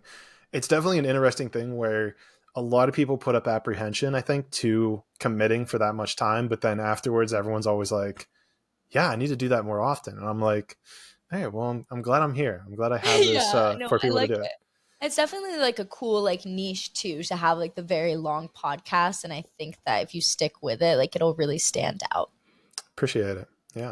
Yeah. I'll get to Kela Rose status soon. I just need to tap a little bit more. You're great, Clayton. Like I swear to God, like you can't like other people's success because it's like such an illusion of like what you see and what I show you compared to what actually is going on. You're So, right. like I don't know, you never know what's going on behind closed doors. I'm constantly doubting myself. It's yeah. It's I go through that as well. I think it's probably a human universal thing here. And also, there's people out there who are feeling the exact same way about you. It's true. I know it's Mm-hmm. true. I know it's true. It's crazy. It's 100%. we're our own worst enemy sometimes. The mountain is you. Get out of the fucking way. Move the fucking mountain. Okay. All right. You. We'll wrap this up. We got to wrap this up. Right. Kayla, we could do this for hours. I guess we already have been doing this for hours. We'll have to Yeah, do it for more hours in the future. I hope so. So Kayla, beautiful soul rolls. Thank you so much for being here. Appreciate it. Appreciate your time. Guys, go check out her stuff. Sundays KK on Instagram and everywhere else. Go strip down, dive in, because I know we for sure did that in this podcast. So go do it in hers. Yes. And if you don't, that's also totally cool. But we will have a chat about it whenever I see you guys in the sixth dimension.